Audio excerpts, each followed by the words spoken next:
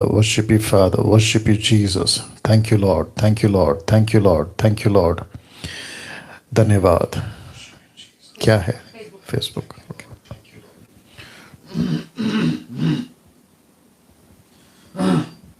स्तुति हो पिता, स्तुति हो पिता. Perfect, perfect. Thank you, Lord. Thank you, Lord. प्रभु यीशु मसीह के नाम में आप सभी का बहुत बहुत स्वागत. फिर एक और बार मैं जानता हूं आप सभी बहुत बेचैनी से आज का जो टॉपिक है उसका इंतजार कर रहे हैं. मुझे भी बहुत खुशी है कि आपके बीच इस वक्त मैं आ चुका हूं. 7:30 बज चुके हैं जैसे हमने आपको वक्त दिया था. मैं समझता हूं कि पिछले हफ्ते का वीडियो इसी टॉपिक पे 400 समाचार के विषय पे वो वीडियो आप लोगों ने देखा होगा. क्योंकि एक भी संडे अगर आप मिस करते हैं, अगर आपसे मिस होता है तो यूट्यूब पे मैं अपलोड कर देता हूं, लेकिन कोशिश करें कि मिस ना हो, है ना, ताकि एक एक हफ्ते का जो एपिसोड है इस सुसमाचार के ऊपर, ताकि आप उसको ठीक से सुन सकें. आमीन. चलिए दोस्तों, फेसबुक और यूट्यूब पर आप सभी जल्दी से कनेक्ट हो जाए. वॉच पार्टी फेसबुक के लोगों से कहना चाहता हूं, वॉच पार्टी और शेयर बिल्कुल करिएगा. और यूट्यूब पर जब ये वीडियो अपलोड हो जाएगा, आज रात को ही हो जाएगा 10 के आसपास में, आप लोग इसको भी खूब शेयर करिएगा. और अगर अभी कोई यूट्यूब पर फर्स्ट टाइम मुझे देख रहा है, आप लाइव हैं अभी, आपने अगर अभी तक मेरे चैनल को सब्सक्राइब नहीं किया है तो मैं रिक्वेस्ट करता हूं कि प्लीज कर लीजिएगा. ठीक है ना. एक प्रार्थना के साथ आज की बातें आपके बीच में रखूंगा और फिर ऐसे करके कम से कम 1.5 घंटा आज हम वक्त बिताएंगे. क्या आप प्रार्थना के लिए तैयार हैं? जी हाँ, फेसबुक और यूट्यूब दोनों से पूछ रहा हूं. जितने मसीह मंथन के मेंबर हैं, साथ ही साथ जो मेरी मिनिस्ट्री है ग्रेस मिनिस्ट्री फेलोशिप, और साथ ही साथ पास्टर सपना उनकी मिनिस्ट्री वर्ल्ड सैल्वेशन, जो एक ही बैनर में हम सब काम कर रहे हैं, और साथ ही साथ जितने भी इंडिपेंडेंट पास्टर्स हैं उन सभी को भी मैं इस वक्त में कहना चाहता हूं कि आप लोग भी जो जुड़े हैं मुझसे, है ना, अपने आप को तैयार करिएगा. अद्भुत प्रकाशन के साथ फर्स्ट टाइम मैं समझता हूं कि आपके बीच में 4 सुसमाचार की अध्ययन, स्टडी ऑन 4 गॉस्पेल्स भारत में हिंदी में इतनी डिटेल में फर्स्ट टाइम आपको मिलने जा रहा है. चलिए प्रार्थना करते हैं, उसके बाद शुरू करेंगे. आइए दुआ करते हैं. सृष्टिकर्ता पिता, तेरा दास डैनियल राज इस वक्त आपके उस उपस्थिति में आता है जो उपस्थिति आपने उस दिन दी जिस दिन हमने अपना जीवन आपको दिया. स्वामी, मेरी प्रार्थना है एक एक व्यक्ति जो इस वक्त में जुड़ा है या जुड़ी है या जुड़ने पर है, विषय का परमेश्वर अविश्वासियों के लिए हम प्रार्थना करते हैं स्वामी, और कहते हैं पिता, एक एक मेरा हिंदू भाई, मुस्लिम भाई, बौद्धिस्ट, पारसी, आदिवासी, जिस किसी भी धर्म जाति कौम का हो, क्योंकि हम सब इंसान हैं प्रभु जी. इस प्लेनेट पे आपने जिस मकसद के साथ जन्म लिया, जिस मकसद के साथ आप क्रूस पे बलिदान हुए, परमेश्वर प्रार्थना करते हैं उस मकसद को, उस पर्पस को हम समझने पाए. प्रभु जी, मेरी विनती है एक एक व्यक्ति जो इस वक्त में जुड़ चुका है और जो जुड़ेगा, प्रभु उसकी आत्मिक आंखें, आत्मिक कान यीशु के नाम में आप खोल दीजिएगा, ताकि पिता समझ सके, जान सके किस मकसद से प्रभु जी ये अध्ययन आपने मेरे अंदर बोझ डाला, ताकि उनके बीच में मैं रख सकूं. प्रभु जी, इस वक्त जो शूटिंग रूम है, यहां की एक एक चीज, लाइट, वाईफाई, एक एक चीज आपके हाथों में सौंपता हूं. सब कुछ आप चलाइए. यह प्रार्थना यीशु के नाम से मांगते हैं, सुने और दया से कबूल करें. आमीन. जी हाँ, आप ताली बजा सकते हैं, प्रभु को धन्यवाद दे सकते हैं. और रिक्वेस्ट करता हूं साथ ही साथ जैसे आप ये कर रहे हैं, मेरी गुजारिश है उन सभी से कि आप किस देश, राष्ट्र या जिस किसी गांव, सिटी, डिस्ट्रिक्ट, ब्लॉक, जहां से भी हैं, एमएमबी से हैं, आप फेसबुक और यूट्यूब पे ऑप्शन है, आप लिख सकते हैं, अपनी उपस्थिति दर्ज करा सकते हैं और सेम टाइम आपको सुनना है। जितने एमएमबी के लोग हैं उन सभी को पीडीएफ इसकी मिल जाएगी आज ही, चिंता नहीं करना। ओके, मेरे को एक और बार आवाज सुना दो मेरा जी दोस्तों। परफेक्ट। मसीह मंथन बैठक Hindi online church with pastor Daniel Raj, नीचे करो, देख लीजिए। ओके, एवरी संडे आप देख सकते हैं 7:30 से 9 बजे तक आपके बीच मैं आता हूं। ओके, और इसके अलावा बहुत सारे मसीह मंथन के प्रीचर्स, कम से कम 200, वाह, लड़का लड़की पुरुष स्त्री सब, अभी कम से कम 8 स्टेट से 200 के आसपास लोग every Sunday online preaching start हो चुकी है। मैं उसका बात करूंगा ना। इंटरेस्टिंग पार्ट यह है, ध्यान दीजिएगा, पूछो जो भी पूछना है, कुछ हफ्तों तक नहीं होगा। जी हां, उसकी वजह मैं आपको बता रहा हूं, लेकिन बहुत जल्द उसको मैं शुरू करूंगा। वजह यह है इस प्रोग्राम को ना करने की, क्योंकि 28 जो स्टेट हैं अभी भारत के, उन सभी से बात कर रहा हूं। ऐसे करके 8 से कर चुका हूं, टोटल 29 है, लेकिन 28 अभी एक्टिव है, इसलिए बोल रहा हूं। तो इस सोमवार को यानी कि कल जूम मीटिंग होगी असम के लोगों से, उसके बाद में मंगलवार बिहार के लोगों से, उसके बाद बुधवार तमिलनाडु के लोगों से, उसके बाद गुरुवार मध्य प्रदेश के लिए। तो इंग्लिश में Monday for Assam, Tuesday for Bihar, Wednesday for Tamil Nadu, Thursday for Madhya Pradesh MP. Okay, now जितने भी असम, बिहार, तमिलनाडु से, एमपी से अभी फेसबुक और यूट्यूब पे आप मुझे देख रहे हैं, मैं रिक्वेस्ट करता हूं कि आप लोग जूम पर जरूर आए।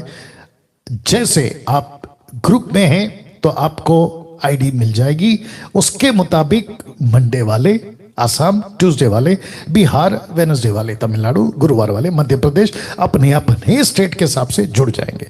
उसके बाद फ्राइडे आता है।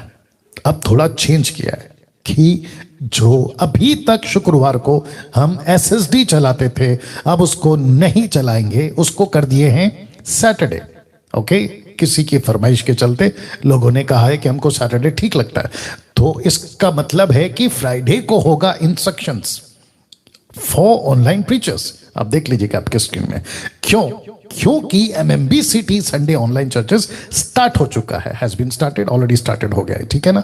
तो जिसके चलते उन सभी को हम क्या कर रहे हैं, उनको तैयार कर रहे हैं, उनको मोटिवेट कर रहे हैं, यूथ को, जवानों को, पुरुषों को, स्त्री को, सबको हम इनवाइट कर रहे हैं कि आप लोग प्रीच करें, आप लोग ऑनलाइन का फायदा उठाएं और यीशु की घोषणा आप लोग जो हैं यहां से करें। तो उन सबको इंस्ट्रक्शन होगा, क्योंकि एमएमबी सिटी चर्चेस स्टार्ट हो चुके हैं, कम से कम 200 अभी तक। ओके, जिन लोगों ने स्टार्ट किया है वो है पंजाब, महाराष्ट्र, उत्तर प्रदेश, पश्चिम बंगाल या वेस्ट बंगाल, झारखंड, हरियाणा, छत्तीसगढ़, दिल्ली, ऐसे करके अभी तक जो है हम 4 राज्यों से, स्टेट से बात कर चुके हैं। ये आपके बीच में मैं रख रहा हूं। अगर किसी को इनमें से, आप में से किसी को अगर ऑनलाइन प्रीच करना है खुद के दम पे, फेसबुक क्रिएट करके, तो मैं आपको वेलकम करता हूं। तो लिखा है अगर किसी को जो एमएमबी का सदस्य है ऑनलाइन प्रीच चर्च की जिम्मेदारी लेकर काम करना चाहता है, वो पुरुष हो या स्त्री, मुझे फोन करेगा। क्यों? क्योंकि आप एमएमबी के सदस्य हैं और मेरा व्यक्तिगत नंबर मैं सोशल मीडिया पे नहीं डालता हूं, दिक्कत आती है, बहुत कॉल्स आते हैं, जिसके चलते मैंने ये किया है, अगर आप एमएमबी के सदस्य हैं तो आपको मेरा व्यक्तिगत नंबर ग्रुप पे मिल जाएगा, मैं वहां हूं, तो आप मुझे कॉल करके बता सकते हैं। अब बात करते हैं सैटरडे की, जो कि मैं बता चुका हूं। तो सैटरडे ओनली एसएसडी का जो ग्रुप है वो सिर्फ सैटरडे को ही चलेगा, 8 PM to 9 PM on zoom, और इसका भी ग्रुप अलग है। अगर इस ग्रुप में जहां खरी शिक्षा एक एक टॉपिक पे मैं सिखाता हूं, अगर आपको उसको सीखना है, लेना है, आप नीता जी को या किसी भी एडमिन्स को कॉल कर सकते हैं। और एसएसडी का व्हाट्सएप ग्रुप अलग है, एमएमबी का व्हाट्सएप ग्रुप अलग है, ऑनलाइन प्रीचर्स का व्हाट्सएप ग्रुप अलग है। तो SSD school of sound doctrine, आप उसमें जुड़ सकते हैं। बेहद खुशी की बात है कि चिल्ड्रंस संडे चर्च स्टार्ट हो चुका है, बच्चों की सभा मिसेस कामले जी उनको ले रही हैं, जिनका नाम है शर्मिला कामले। उनका यह नंबर है।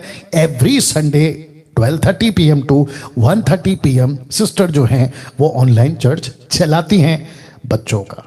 अगर आपके घर में बच्चे हैं, आपने अभी तक उनको इस जूम मीटिंग में नहीं जोड़ा है, संडे क्लास भी जिसको कहते हैं, चिल्ड्रन संडे चर्च हम इसको कहते हैं, MMB का, आप उसमें उनको जोड़ सकते हैं। और कांटेक्ट किसको करना है? ये वाला नंबर। ओके, नाउ मसीह मंथन बैठक से जुड़ने के लिए मैं आपको हमेशा एनकरेज करता हूं, प्लीज जुड़े। बहुत अद्भुत खरी शिक्षाओं के साथ देश और विदेश में सभी जगह पे हम काम कर रहे हैं, और जिसके लिए जुड़ने के लिए आपको ये नंबर दिया जाता है। अगर आप भारत के 29 राज्य से, तो व्हाट्सएप ग्रुप चल रहा है 28, तो उसके लिए पहला मेजर नंबर वह है देवेंद्र सावंत का। आप इसको कॉल कर सकते हैं। अगर इनको कॉल करने के बाद रिस्पांस नहीं आता है तो ये टोटल 5 नंबर है। नीता जी हैं, सिमरप्रीत जी हैं, शमी जी हैं, जितेंद्र जी हैं, श्वेता जी हैं, इनको आप कॉल कर सकते हैं। अब इंटरनेशनल ग्रुप की बात करता हूं कि कम से कम, अगर मैं गलत नहीं हूं, 19 या 18 के आसपास में अंतरराष्ट्रीय स्तर पर MMB का ग्रुप एक्टिव है व्हाट्सएप के ऊपर। और अगर आप किसी भी राष्ट्र कंट्री से, अदर कंट्री से आप हैं, अभी देख रहे हैं, जुड़ना चाहते हैं, आशा जी को कॉल करें और उनको बोलकर आप इंटरनेशनल MMB ग्रुप में ज्वाइन हो सकते हैं। साथ ही साथ बहुत खुशी है बताते वक्त में कि इंस्टाग्राम MMB इंस्टाग्राम पर है, फेसबुक पर है, यूट्यूब पर है, MMB का वेबसाइट है, MMB का ऐप है, एप्पल और एंड्रॉयड के लिए भी। साथ ही साथ मसीह मंथन बैठक यानी कि MMB मैट्रिमोनियल या मैट्रिमोनी स्टार्ट कर चुके हैं, और कम से कम मोर देन 50 यूथ्स लोगों ने अभी तक अपनी रजिस्ट्री करा दी है। और ब्रदर हर्षद जी को आप कॉल कर सकते हैं और उनको कहकर 500 रुपीज का रजिस्ट्रेशन फॉर्म है, आपको उसको भरना है, और उसके बाद आपको कैसे क्या करना है आपको बताते चले जाएंगे ब्रदर हर्षद जी, ठीक है ना। नाउ इंपॉर्टेंट है मंथली सपोर्टर्स MMB के लिए अगर कोई बनना चाहता है तो सुमन वैद को कॉल कर सकते हैं, लेकिन शर्त है अपनी मर्जी से दें, किसी पर कोई प्रेशर, किसी पर कोई दबाव नहीं। और आप जानते हैं कि मसीह मंथन बहुत अद्भुत तरीके से काम कर रहा है, और अगले साल से जब ऑफिस की घोषणा हो जाएगी या इनॉग्रेशन हो जाएगा, उसके बाद तो हम पूरे भारत में अपनी जो टीम है, स्टाफ गाड़ी के अंदर, उसको लेकर हम ट्रैवल करते रहेंगे। तो उसका आप लोग भी ध्यान रखिएगा। ओके ना, आज का जो विषय है उस पे आ रहा हूं, और जिसके चलते ये आ गया। तो एपिसोड नंबर 2। क्यों? क्योंकि पिछले हफ्ते इंट्रोडक्शन, परिचय का टॉपिक यीशु के बारे में, 4 सुसमाचार के बारे में आपको बता चुका हूं। तो जिसके चलते वो एपिसोड 1, ये एपिसोड 2 अगले संडे जो आएगा, एपिसोड नंबर 3। तो लिखा है study on 4 gospels, Matthew, mark, look, John. Hindi में 4 सुसमाचार की पुस्तकों पर अध्ययन, मत्ती, मरकुस, लूका और यूहन्ना की पुस्तक। ये आंकड़ा है। ओके, अपडेट दे दीजिए जी। फिर से स्टार्ट करने से पहले जितने फेसबुक पर हैं, मेरी रिक्वेस्ट है आप लोगों से, शेयर, वॉच पार्टी स्टार्ट करिए। क्यों? क्योंकि ये ऐसा गॉस्पेल सुसमाचार है जो मैं समझता हूं कि कई लाखों लोगों को की जिंदगियों को बदलेगा, और बहुत डिटेल में आज मैं जाने वाला हूं। वापस कहता हूं कि फर्स्ट टाइम, पहली बार भारत के अंदर मसीह समाज के लिए, मसीह की दह के लिए, ये व्यक्ति मसीह मंथन के प्लेटफॉर्म से 4 सुसमाचार की पुस्तकों पर बारीकी से अध्ययन देते हुए आपके बीच में प्रति रविवार, एवरी संडे आता रहूंगा। तो लिखा है, क्या आपकी दिलचस्पी इस 4 सुसमाचार की पुस्तकों को सीखने में है? Question mark.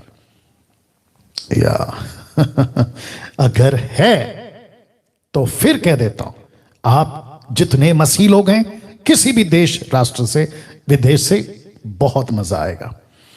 जिस पुस्तक को अभी तक, मैं गलत भी हो सकता हूं, जिस पुस्तक को अभी तक आपको छूने मात्र से डर लगता था, यार 4 किताबें, मत्ती को कैसे पढ़ूं, मरकुस को कैसे पढ़ूं, लूका को कैसे पढ़ूं, यूहन्ना की किताब को कैसे पढ़ूं, तकलीफ होती थी या आपको लगता था उबासी आ रही है, थक जाते थे, नींद आ जाती थी, इस एपिसोड को और आगे की भी जैसे जैसे आप देखते सुनते जाओगे, डंके की चोट पे कहता हूं, आपका सोच, आपका अभी का नजरिया 4 किताबों को लेकर बदल जाएगा।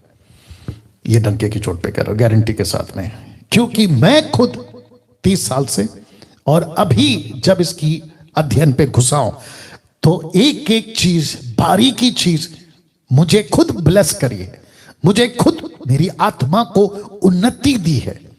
तो सोच के देखिए, अगर इसने मुझे इतना ब्लेस किया है, उन्नति करी है, तो आपका क्यों नहीं करेगा। तो फिर से कहता हूं कि किसी भी कोने से मेरा कोई भाई बहन, लड़का लड़की, यूथ, बुजुर्ग अगर देख रहा है, आपका स्वागत करता हूं, वेलकम करता हूं इस 4 पुस्तक की बातों को सीखने के लिए। ना सुसमाचार को ग्रीक भाषा में, या नहीं यूनानी भाषा में, ग्रीक भाषा में क्या कहते हैं, मैं वो रखने जा रहा हूं, क्योंकि सुसमाचार हिंदी शब्द है, गॉस्पल इंग्लिश शब्द है, लेकिन जब ओरिजिनल मरकुस की किताब लिखी गई थी पहली बार, 4 किताब में से पहला उसको लिखा गया। ऐसे बहुत सारे स्कॉलर्स कहते हैं, मैं इसके ऊपर कोई डंका की चोट पे थप्पा नहीं मार रहा हूं, ठीक है ना, या जो मैं हिस्ट्री पढ़ रहा हूं वही आपको बता रहा हूं।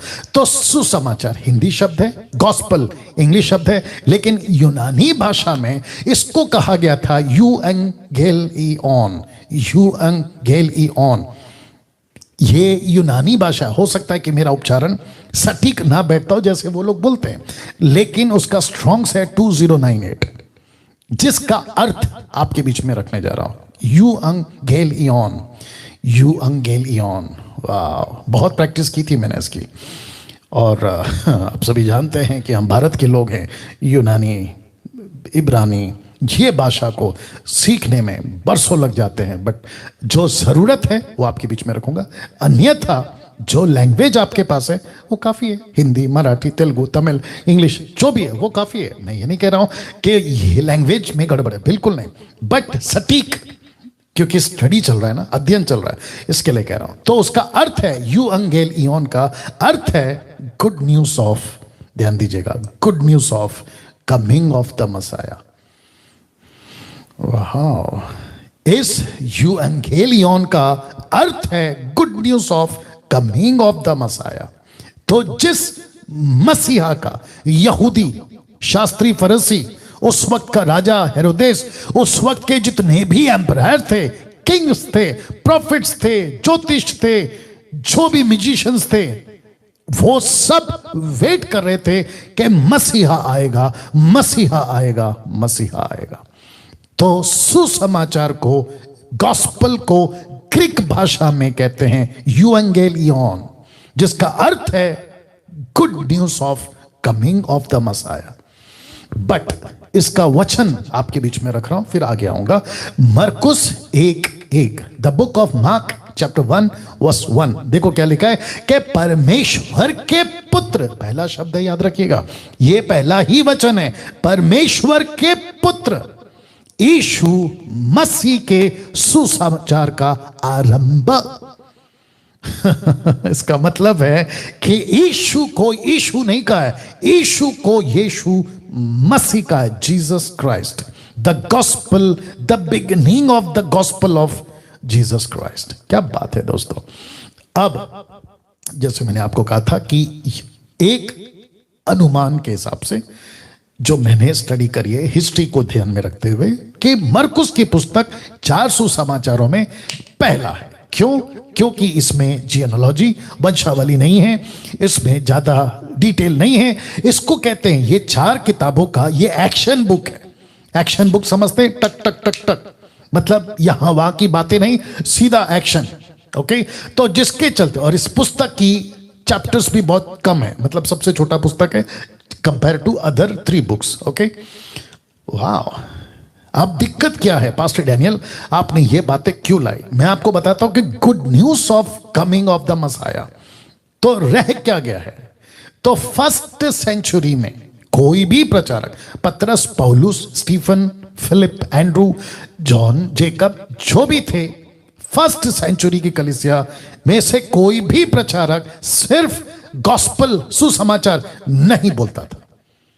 वो नहीं कहते थे कि हम तुमको सुसमाचार सुनाने आए, वो कहते थे हम तुमको रख रहा हूं यूएंगेलियन करने आए हैं। इसका मतलब क्या है? Good news of coming of the messiah. तो इसका मतलब है कि अब क्या रह गया है पूरे विश्व में? वो रह गया है गॉस्पल सुसमाचार। तो लिखा है कि वक्त बदलता गया, कल्चर बदलता गया, भाषा बदलती गई, डिनोमिनेशंस आते चले गए, अब तो बस गुड न्यूज ही रह गया। तो कहते हैं कि हम आए हैं आपको गुड न्यूज सुनाने, लेकिन गुड न्यूज का आगे का हिस्सा क्यों नहीं बोलते आप लोग? ये देख लीजिए। तो good news of coming of the messiah, इसका सही ग्रीक वर्ड है यूएंगेलियन। ये है इसका असली मतलब। तो जब हम प्रीच करते हैं आज के तारीख में, और कुछ 10-8 साल पहले मैं भी यही कहता था, गॉस्पल गॉस्पल गॉस्पल, सुसमाचार सुसमाचार सुसमाचार, और अभी मैंने टाइटल भी वही रखा है। अब लेकिन डिटेल में जब हम घुसते हैं तो पता चलता है ओ ये ऐसा नहीं है। तो इसको कहते हैं कि गुड न्यूज तो है, लेकिन साथ में एक और शब्द है, और वह है द कमिंग ऑफ मसाया, यीशु का आगमन। तो सुसमाचार सुनाते वक्त आपको सिर्फ गुड न्यूज तक नहीं रहना है, उसके आगे जाना है। ओके, तो ये इंपॉर्टेंट था, जिसके चलते ये बातें जितने भी एमएमबी के फॉलोअर्स और जितने मुझे फॉलो करते फेसबुक यूट्यूब पर, आपको बताता चलूं कि सुसमाचार सिर्फ सुसमाचार नहीं बोलना है। आप बोलिए, कोई दिक्कत नहीं है, लेकिन उसके साथ आगे का शब्द जोड़िए जो उस वक्त में लोग बोला करते थे कि good news of the coming of Messiah, यीशु का सुसमाचार, अच्छा सुसमाचार, लेकिन मसीहा का आने का सुसमाचार, जिसके चलते ये बातें मैंने आपके बीच में रखी है ना। 4 पुस्तकें 4 अलग अलग एंगल से लिखा गया है, सबको अपना अपना एंगल दिया हुआ है। तो जिसने जैसा उस वक्त में समझा, याद रखो, एक एक पुस्तक, चारों पुस्तक मत्ती मरकुस लूका यूहन्ना, यीशु के कम से कम 20 साल बाद लोगों ने लिखा है। मैं आपको उसका प्रूफ भी दूंगा लूका के एंगल से, ठीक है ना। तो आप जब पुस्तक पढ़ते हैं, खास करके 4 पुस्तकें पढ़ते हैं, तो आपके दिमाग में यह बात रखो कि ये चारों पुस्तकें 4 अलग अलग एंगल से लिखी गई है। तो जब मत्ती लिख रहा था तो मरकुस बगल में नहीं बैठा था, मरकुस जब लिख रहा था तो मत्ती बगल में नहीं बैठा था, और वैसे में लूका और यूहन्ना, ये अलग देश अलग हिस्सा, उसको नहीं पता मरकुस क्या लिख रहा है, मरकुस को नहीं पता मत्ती क्या लिख रहा है, वैसे ही लूका और यूहन्ना। तो ये आपके लिए रखना था। बट एक एक करके सबका अध्ययन होगा, एक एक करके सबका अध्ययन होगा। तो चारों सुसमाचार के पुस्तकों को हम एक साथ अध्ययन करेंगे, लेकिन अलग अलग हिस्सों में। ये जो शब्द है ना, अलग अलग हिस्सों में, पाठ या भाग, अलग अलग डिपार्टमेंट भी बोल सकते हैं आप लोग, ऐसे करके हम जो है इसको देखने वाले हैं। तो लिखा है चारों सुसमाचार के पुस्तकों को एक साथ अध्ययन करेंगे, लेकिन अलग अलग हिस्सों में। तो ध्यान दीजिएगा, अभी पिकअप आ रहा है। ओके, अभी टीचिंग का पिकअप आ रहा है। जब मैं इसको पढ़ रहा था या स्टडी कर रहा था या आप लोगों के लिए तैयार कर रहा था, मैं ताज्जुब हो गया कि चारों सुसमाचार के पुस्तक में टोटल 20 हिस्से हैं, 20 हिस्से या 20 डिपार्टमेंट है, 20 हिस्से हैं या 20 पार्ट हैं इसके। पास्टर डैनियल कौन कौन से? जहां जरूरत होगी मैं स्पीड जाऊंगा, जहां जरूरत होगी मैं होल्ड पे बात करूंगा, मतलब धीमी बात करूंगा, ठहराव के साथ बात करूंगा, ठीक है ना। तो 20 हिस्से हैं। सबसे पहला यीशु की वंशावली का हिस्सा, दूसरा यीशु के जन्म का हिस्सा, तीसरा यूहन्ना बपतिस्मा देने वाले का हिस्सा, चौथा यीशु के बपतिस्मा का हिस्सा, पांचवा यीशु की परीक्षा का हिस्सा, छठवां यीशु के घोषणा करने का हिस्सा, पब्लिक मिनिस्ट्री जिसको कहते हैं, घोषणा करना, प्रोक्लेमिंग द गॉस्पेल। ओके, ये हो गया। सातवां यीशु के चेलों को बुलाने का हिस्सा, यीशु ने कहा मेरे पीछे चले आओ, फॉलो मी, आपको याद आ गया होगा, ठीक है ना। तो उसका आठवां यीशु का पहाड़ी उपदेश का हिस्सा, 9वां, यीशु के चमत्कारों का हिस्सा। तो ऐसे एक एक सेक्शन या डिपार्टमेंट या पार्ट भाग हमने रखा हुआ है और एक एक करके जाएंगे, डोंट वरी। अब इसको कंप्लीट करने में मुझे 1 साल लगते तो भी मैं करता जाऊंगा। 10वां, यीशु की शिक्षाओं का हिस्सा। 11वां, कभी 12 चेले तो कभी 70 चेलों को भेजने का हिस्सा। तो वो एक सेक्शन है, वो एक पार्ट है, वो एक हिस्सा है। कैसे वहां से हम कुछ सीख सकते हैं, ये आपके बीच में मैं रखता चला जाऊंगा, ठीक है ना। 12वां, यीशु के दृष्टांतों का हिस्सा, पैराबल्स ऑफ जीसस क्राइस्ट, यीशु के दृष्टांतों का हिस्सा। तो जीसस ने इन चारों पुस्तकों में गजब के अद्भुत एग्जाम्पल्स, क्या कहते हैं, दृष्टांत या पैराबल्स दिए। एक एक पैराबल से बहुत कुछ सीख सकते हैं, ठीक है ना, उसको भी देखेंगे। 13वां, यीशु के विरोध षड्यंत्र का हिस्सा, मतलब जिन्होंने यीशु के विरोध षड्यंत्र किया था, कौन कौन थे? शास्त्री थे, फरीसी थे, सदूकी थे, और यीशु का टीम मेंबर में से एक जिसका नाम है जूडस, यहूदा इस्करियोत, उसने। 14वां, प्रभु भोज का हिस्सा। तो यीशु ने प्रभु भोज देते वक्त क्या कहा, कैसे लिया, इसका एक हिस्सा है। 15वां, यीशु का पकड़ाया जाने का हिस्सा। 16वां, यीशु का दुख सहने का हिस्सा, ठीक है ना। 17वां, यीशु के पुनरुत्थान का हिस्सा। 18वां, जी उठने का हिस्सा। 19वां, दिखाई देने का हिस्सा। और 20वां, उठा लिए जाने का हिस्सा। तो रेजरेक्शन, अपीरियंस, असेंशन। रिपीट करता हूं, रेजरेक्शन, अपीरियंस एंड असेंशन, पुनरुत्थान, जी उठने का और दिखाई देने का या उठा लिए जाने का। क्या बात है। ऐसे करके आप टोटल 20 हिस्से इन 4 पुस्तकों से आपको मिलेगा, और मेरी पूरी कोशिश होगी कि एक भी हिस्सा मैं मिस नहीं करूं और आपको एक एक हिस्से का वो एंगल आपको दिखाता चला जाऊं, तो इंटरेस्टिंग होगा। ओके नाउ, जब इसको मैं तैयार कर रहा था तो मुझे इसमें से, जब ये कर रहा था, स्टडी कर रहा था, तो कैरेक्टर्स, जिसको कहते हैं चरित्र, व्यक्तियों के चरित्र या व्यक्ति की जीवन शैली, वो भी दिखाई दी, तो उसको भी रख रहा हूं। लिखा है साथ ही साथ इन चारों पुस्तकों में कई कैरेक्टर्स भी हैं, प्लूरल फॉर्म, कई कैरेक्टर्स भी हैं जिसको साथ साथ अध्ययन करते हुए आगे बढ़ेंगे। तो पास्टर डैनियल, वो कैरेक्टर्स कौन कौन है? सबसे पहले यूसुफ और मरियम का, दूसरा जकरिया और एलिसबा का, तीसरा ज्योतिषों का, म्यूजिशियंस, वाइस पीपल, बहुत कुछ कहते हैं, मैं रखूंगा उसको। माझाए ये भी कहते हैं, MAGI, माझाए, जो भी है, ज्योतिषों का। उसके बाद यूहन्ना बपतिस्मा देने वाले का कैरेक्टर, बहुत गजब का कैरेक्टर, मैं आऊंगा उसके ऊपर। बहुत बोल्ड, बहुत सटीक और बहुत एक्यूरेट, किसी को नहीं डरने वाला, ऐसा यूहन्ना का चरित्र बपतिस्मा देने वाले का। उसके बाद एक व्यक्ति आता है, धनी जवान युवक, उसका चरित्र, कंगाल विधवा का चरित्र का कैरेक्टर देखेंगे, धनी मनुष्य और लाजर का चरित्र देखेंगे, चुंगी लेने वाला जक्कई का चरित्र देखेंगे, इमाउस के रास्ते में 2 लोगों का, उनसे क्या सीख सकते हैं, वो एक चरित्र है। निकुदेमुस का चरित्र है, सामरी स्त्री का चरित्र है, व्यभिचारिणी स्त्री का चरित्र है, मैरी मैगदलिनी का चरित्र है, सामरी व्यक्ति का चरित्र है, क्रूस पर डाकू का चरित्र है जो राइट वाला था। उसके बाद एक मां की बिनती 2 बेटों को लेकर आती है ना, एक राइट में एक लेफ्ट में, इसको रखो आपके राज्य में। तो फिर यीशु ने क्या कहा, ये भी एक कैरेक्टर है, उसको भी सीखेंगे। पतरस का चरित्र, यहूदा इस्करियोत का चरित्र, थोमा का चरित्र, पिलातुस और उसकी पत्नी का चरित्र, शास्त्री और फरीसियों का चरित्र। तो ऐसे करके इन सब के चरित्र आपके बीच में रखूंगा। तो एक तरफ होगा 400 समाचार के, यीशु के 20 हिस्से, और साथ ही साथ इन सब के चरित्र। अब आप सोचो कि कितना डेप्थ और कितनी गहराई और कितना वक्त चला जाएगा। बट मैं तैयार हूं, लेकिन प्रश्न है, क्या आप लोग तैयार हैं? वाह, और मैं आशा करता हूं कि आप लोग तैयार होंगे। बेहद खुशी है कि जितने भी अभी फेसबुक और यूट्यूब पर हैं, कुछ 1500 लोग जुड़ चुके हैं। फेसबुक वालों से फिर कहूंगा, वॉच पार्टी शेयर करना जारी रखें। अब एक सेक्शन आपके बीच में रख रहा हूं, उसको एक्सप्लेन करूंगा। वो क्या है?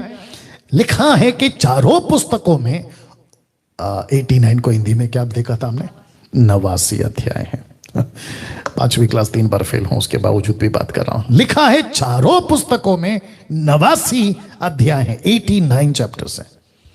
अब इसको मैंने डिवाइड किया है, बांटा है। पहले आपको बता देता हूं कि मत्ती में है 28, मरकुस में है 16, लूका में है 24 और यूहन्ना में है 21। और आप इसको टोटल करिएगा, आपको मिलेंगे 89, 89। ओके ना, इस 89 को हमने 4 हिस्सों में बांटा है। 4 हिस्सों में बांटा है, या 4 हिस्सों में आप लोग बांट सकते हैं। कैसे? फर्स्ट हिस्सा, इस 89 चैप्टर में से ऐसे 4 अध्याय हैं जो यीशु के पैदा होने से लेकर 30 साल तक के उम्र के जीवन को बताता है। ज्यादा नहीं, कुछ कुछ हिस्सों में बताता है, जिसके लिए 4 पुस्तकों के चारों अध्याय को ले लिया गया। ओके, तो वापस कहता हूं, 1 से लेके 30 साल तक की उम्र में यीशु ने, ज्यादा डिटेल नहीं है, मुझे लगता है ये भी बता देता हूं वक्त को ध्यान में रखते हुए। देखिए, बहुत सारे जीसस के ऊपर मूवीज बनती है। अभी बीच में मुझे लगता है कि कौन सा चैनल था वो, NTV, कौन सा चैनल है? NTV नहीं, हिंदी में एक आया था ना प्रोग्राम, हाँ NTV, ओके, एंड या एन नहीं, एंड टीवी, उस पर हिंदी प्रोग्राम यीशु का आता था। खैर वो बंद हो गया, और अच्छा हो गया बंद हो गया। उसकी कई वजह है, क्योंकि कुछ गलत सिखा रहे थे। तो कह रहे थे कि बचपन में यीशु ने ऐसा कर दिया, वैसा कर दिया, मतलब बहुत सारे चमत्कार। तो आपके नॉलेज के लिए बता दूं, जैसे हम आगे भी जाएंगे, बट एक छोटा सा लॉजिक देता हूं, कनेक्शन देता हूं। माफ करें, मरियम ने जब यीशु को कहा कि यहां दाखरस घट गया, तो जानते हो यीशु ने क्या कहा? हे महिला, मेरा वक्त नहीं आया, मेरा वक्त नहीं आया। तो सोचिए, जब यीशु 30 साल की उम्र के बाद मिनिस्ट्री करने के लिए कदम रखता है, बपतिस्मा ले चुका होता है, तब मरियम से, यानी अपनी मां से, यह कह रहा है कि मेरा वक्त नहीं आया। तो मेरा प्रश्न है, पैदा होने से लेके 30 साल तक यीशु क्यों चमत्कार करेगा? यीशु क्यों चमत्कार करेगा? मत्ती 8:16, जो कि मैं आगे रखूंगा। यीशु जब चमत्कार कर रहे थे, एक के बाद एक मुर्दे या दुष्ट आत्मा, अद्भुत काम, तो कहता है मत्ती लिखने वाला, ये चमत्कार यीशु अब इसलिए कर रहा है ताकि भविष्यवक्ताओं की बातें पूरी हो जाए।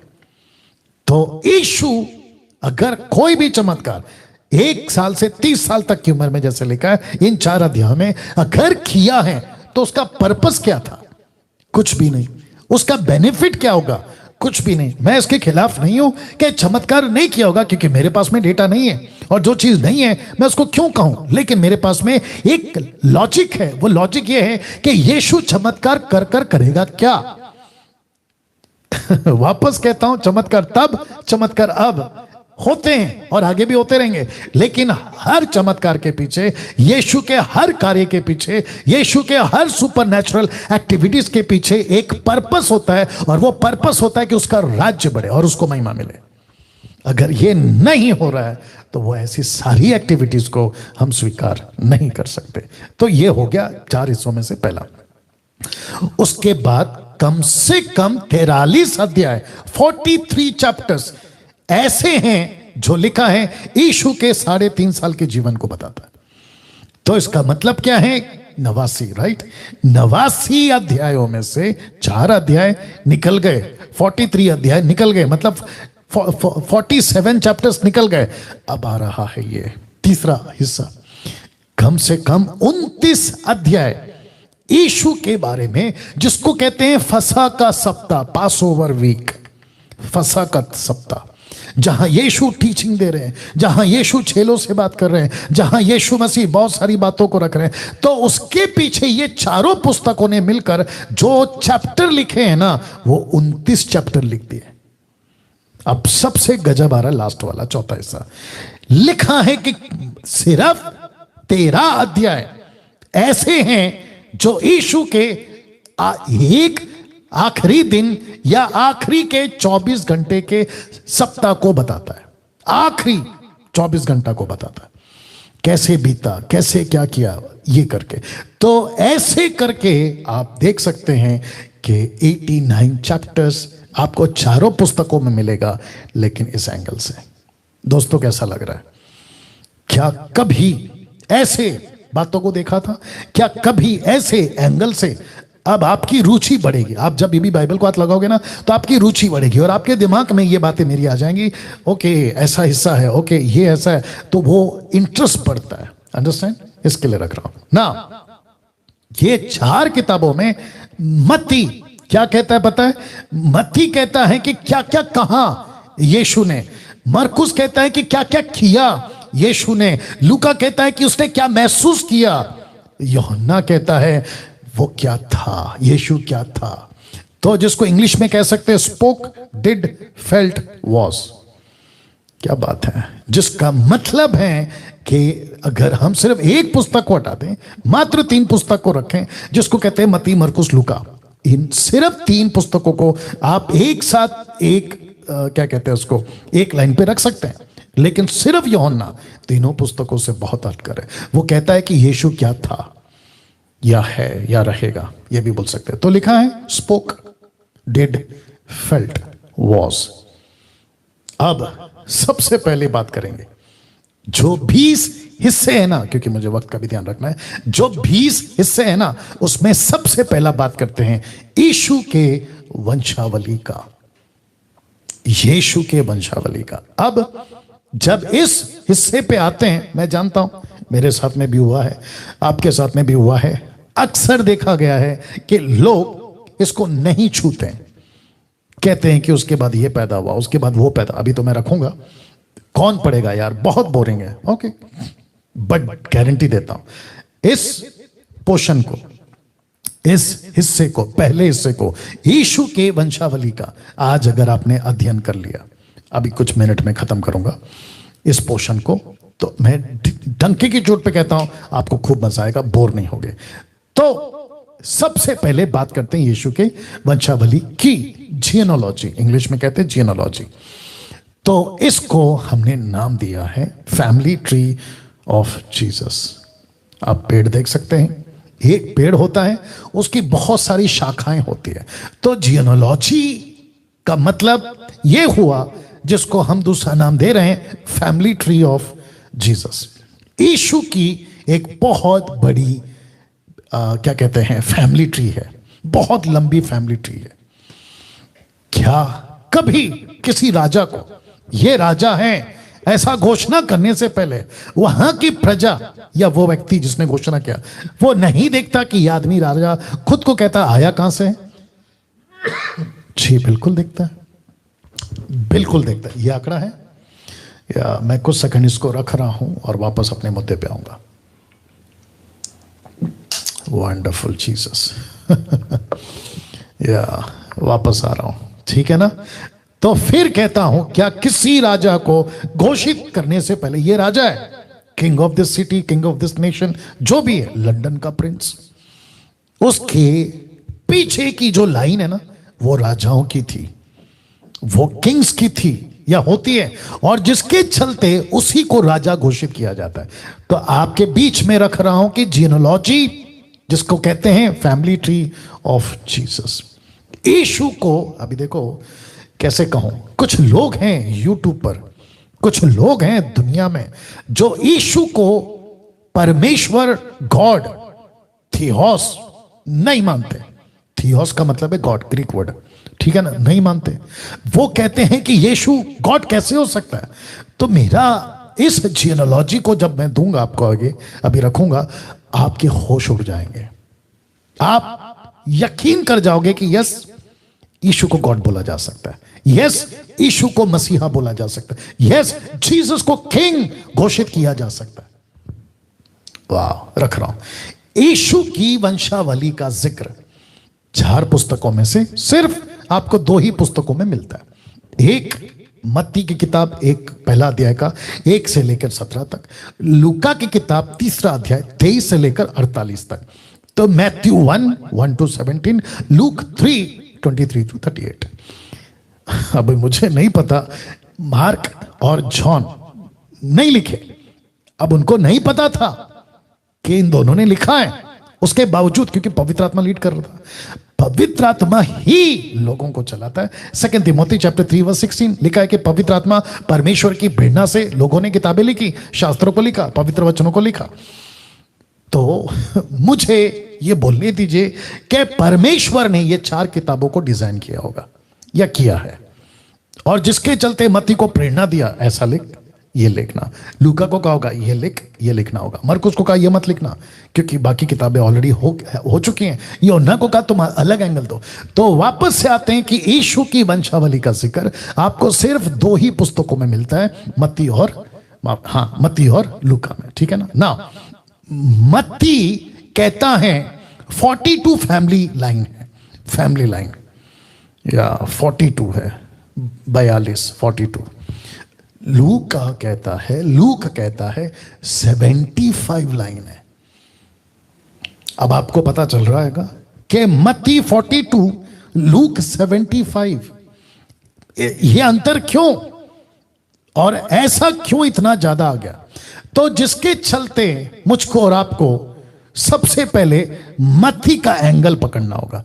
तो आइए पकड़ते हैं। इब्राहिम की संतान, मत्ती का एक पढ़ रहा हूं मैं, ये मैथ्यू 1:1। इब्राहिम की संतान, दाऊद की संतान, यीशु मसीह की वंशावली। ओके, तो इसमें कौन है? पहला अब्राहम, फिर कौन है? दाऊद, फिर कौन है? यीशु। तो 3 आ गए, ठीक है ना। आपको रखूंगा ना। इब्राहिम से इसहाक उत्पन्न हुआ, इसहाक से याकूब उत्पन्न हुआ, याकूब से यहूदा, उसके भाई उत्पन्न हुए, यहूदा से फिरीस, यहूदा और तमार से जोरा उत्पन्न हुए, फिरीस से हिस्रोन उत्पन्न हुआ, हिस्रोन से अराम उत्पन्न हुआ, अमीनादाब उत्पन्न हुआ। मैं शॉर्ट इसलिए कर रहा हूं क्योंकि जिसको मैंने रेड से स्पॉट किया है उसको ध्यान रखिएगा। नहशोन से सलमोन उत्पन्न हुआ, सलमोन से बोआज, बोआज से ओबेद, और ओबेद से येशे यानी कि दाऊद का पिता, और येशे से दाऊद राजा उत्पन्न हुआ। ओके, तो ये हो गया पहला 14। ओके, अब दूसरा 14 मैं रखूंगा, वचन 7। दाऊद से सुलेमान, उस स्त्री से उत्पन्न हुआ जो पहले उरिया की पत्नी थी। आप सभी जानते हैं बत्शेबा की बात हो रही है। सुलेमान से रहबाम उत्पन्न हुआ, रहबाम से अबिया उत्पन्न हुआ, अबिया से आसा उत्पन्न हुआ, आसा से योशाफात उत्पन्न हुआ, योशाफात से योराम उत्पन्न हुआ, योराम से उजिया उत्पन्न हुआ, उजिया से योथाम उत्पन्न हुआ, योथाम से आहाज उत्पन्न हुआ, आहाज से हिजकिया उत्पन्न हुआ, हिजकिया से मनशे उत्पन्न हुआ, मनशे से ओमोन उत्पन्न हुआ, अमोन से योशिया उत्पन्न हुआ, माफ करें, और बंदी होकर बाबुल के जाने के समय में योशिया से युकुन्या उसके भाई उत्पन्न हुए। तो ये हो गया 1 और 14। अब आप समझ गए या? तो 14 28। अब बात करते हैं तीसरे 14 की। लिखा है वचन 12, बंदी होकर बाबुल पहुंचा जाने के बाद युकुन्या से शल्तियेल उत्पन्न हुआ।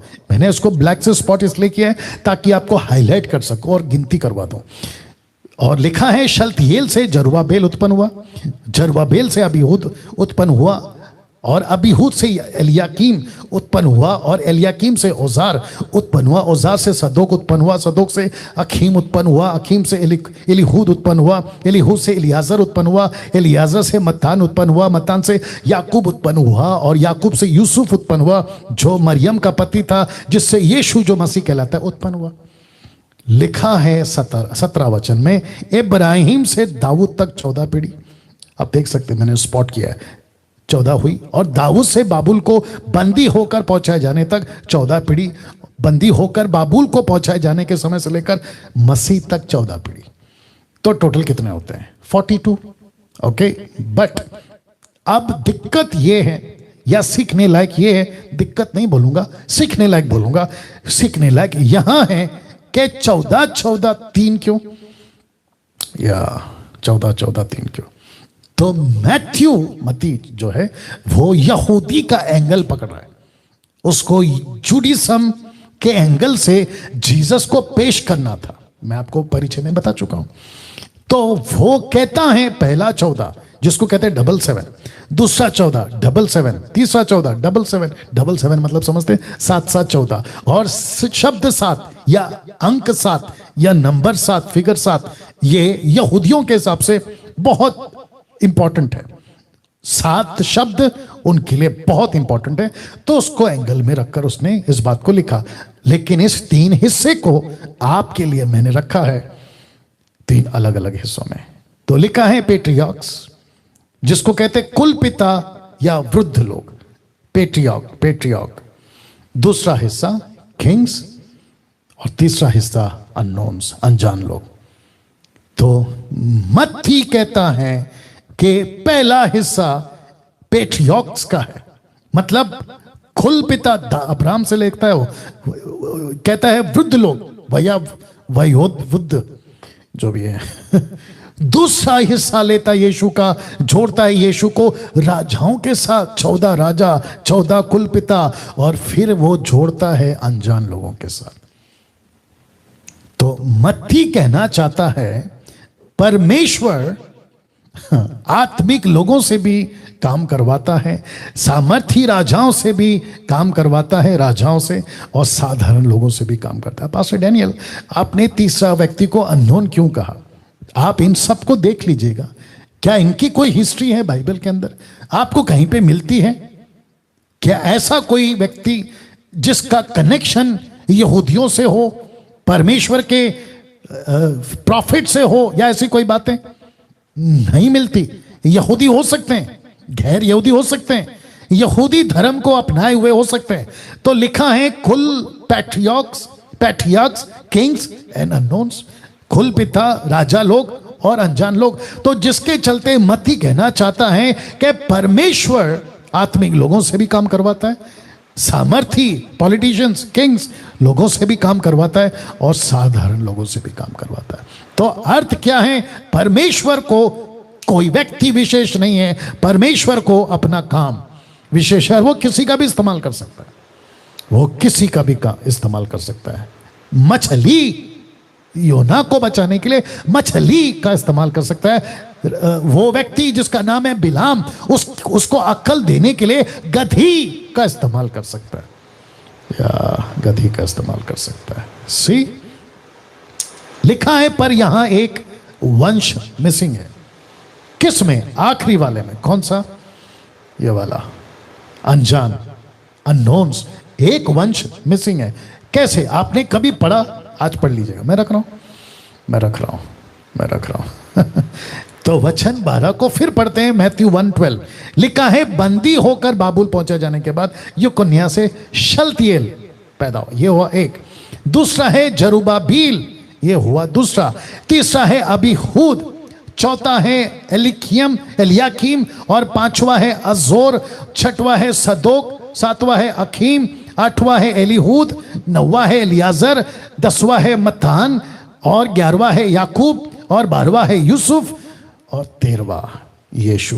यहां 14वां कहां है? यहां पे 14th वाला जनरेशन मिसिंग है, और उस ग्रुप से मिसिंग है जिसको कहते हैं अनजान, अननोन। ऐसा क्यों? क्या लिखने में गलती हुई? बिल्कुल नहीं।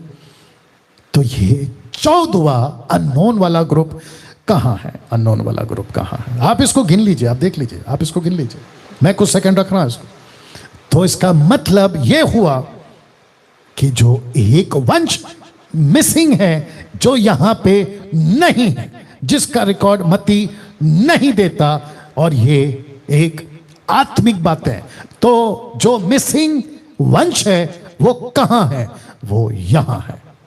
तो लिखा है पहला पत्र 2:9, पर तुम, अभी जो आप सुन रहे हैं ना, आपको कहता है, मुझको कहता है पर तुम एक चुना हुआ वंश, राजा, पदधारी, याजकों का समाज, पवित्र लोग, परमेश्वर की नीच प्रजा, इसलिए कि जिसने तुम्हें अंधकार में से अपनी अद्भुत ज्योति में बुलाया, उसके गुण प्रकट करो। तो वो मिसिंग जनरेशन आप और मैं हैं। आप ताली बजा सकते हैं, प्रभु को स्तुति दे सकते हैं, क्योंकि यीशु के बाद परमेश्वर ने एक और वंश को चुना, इसलिए तो लिखा यूहन्ना 1:12 में कि जितने यीशु पर विश्वास करते वो परमेश्वर के बेटा बेटी हैं। रोमियो 8:14 कहता है कि जो आत्मा के चलाए चलते हैं वो परमेश्वर का बेटा बेटी हैं। पहला यूहन्ना 3:1 कहता है कि परमेश्वर ने हमको अपना पुत्र कहा है और खुद को हमारा पिता कहा है। क्या बात है दोस्तों। तो 14th जनरेशन आप और मैं, क्या बात है। और उम्मीद करता हूं कि आपने ताली बजाकर प्रभु को धन्यवाद दिया होगा। Amazing amazing amazing. ओके, मत्ती ने यीशु को किससे जोड़ा? यीशु को किससे जोड़ा? अब्राहम से। अब्राहम से जोड़ा। तो इसको कहते हैं यहूदी एंगल। तो आपको याद होगा ना, जॉन चैप्टर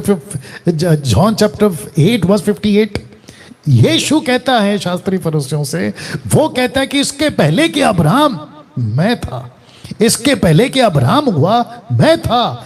तो मत्ती ने यीशु को यहूदियों के एंगल से, अब्राहम से इसलिए छोड़ा ताकि उनको पता चले कि जिस मसीहा का हम इंतजार कर रहे हैं वो यूं ही नहीं आएगा। एक बहुत बड़ी लंबी चौड़ी स्ट्रैटेजी, रणनीति परमेश्वर ने योजना बनाई है।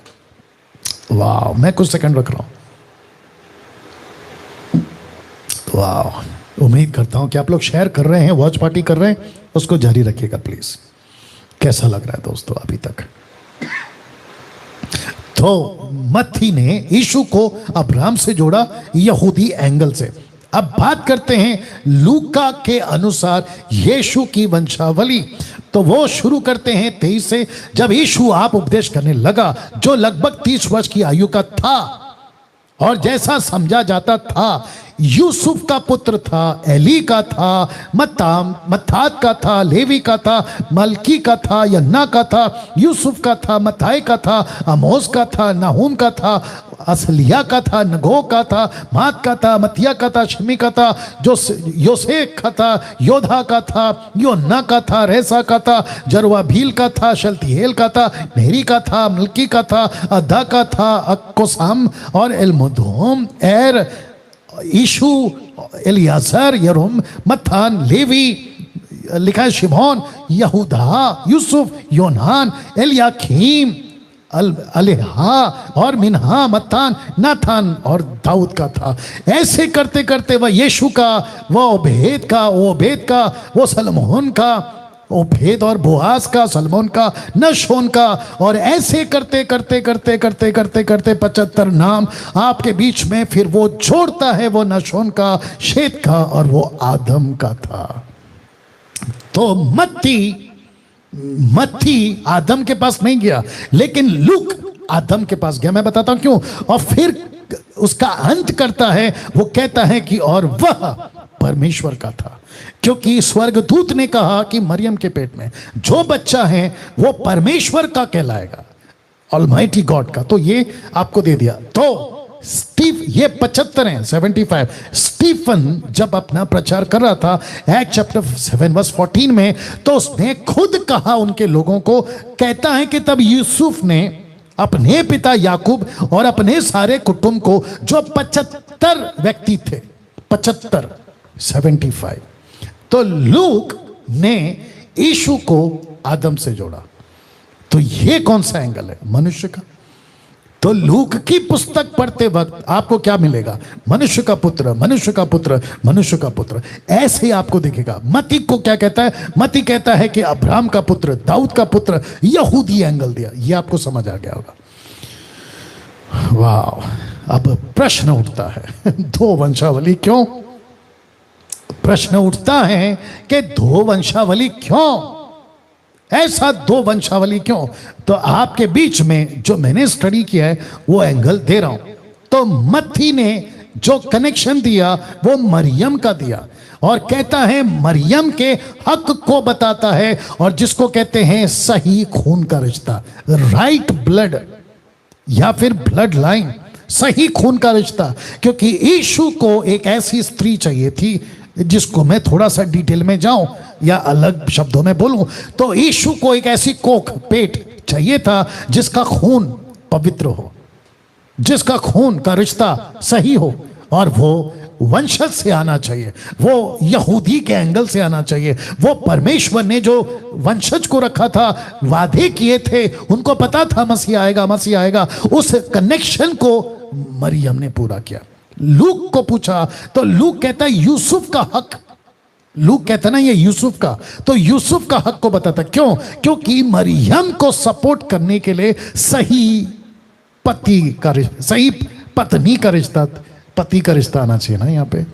एनीवे, सही खून का रिश्ता, सही पति का रिश्ता, ये पति करना है, उसको बाद में याद रखिएगा। पति का रिश्ता बाद में क्यों, अभी कर देते हैं। एक सेकंड दीजिए।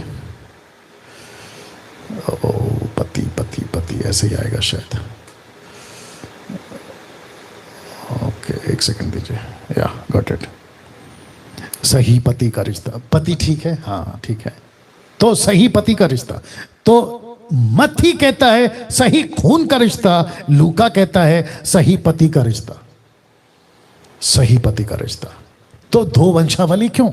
क्योंकि यूसुफ को स्वर्गदूत कहता है, क्या कहता है देखो, उसकी तो सिर्फ मंगनी हुई थी, मैं रखूंगा, तू अपनी पत्नी मरियम को अपने यहां ले आने से मत डर, जबकि उसकी शादी नहीं है, मैं रखूंगा। लेकिन उसको कहता है तू अपनी पत्नी को, तो सही पति चाहिए था। मैं इसके ऊपर बहुत बात कर सकता हूं। आजकल लोग कहते हैं कि मेरे को लड़के से शादी करना है। प्रश्न उठता है लड़का कहां का है, अविश्वासी या विश्वासी? तो लड़का विश्वासी हो, सही पति हो।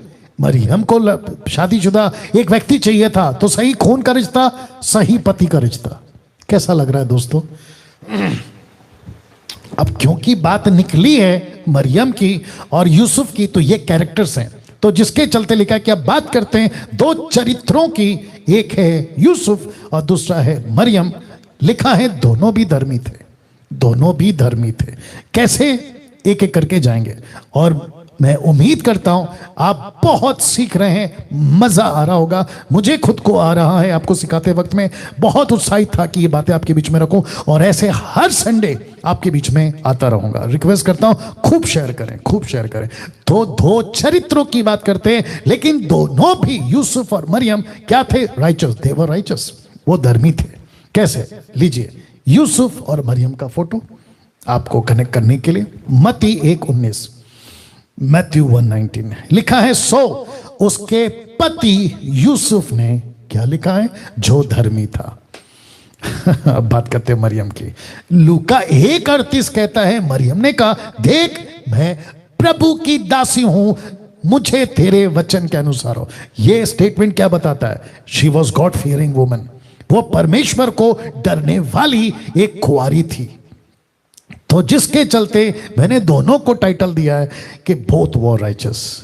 यूसुफ भी धर्मी था, मरियम भी धर्मी थी। तो ये आपको कनेक्शन मैंने दे दिया। ये चरित्र की बात कर रहा हूं, कई चरित्र है ना, कैरेक्टर्स, उसमें से ये दो पहला कैरेक्टर्स, इसके ऊपर बात कर रहा हूं ना।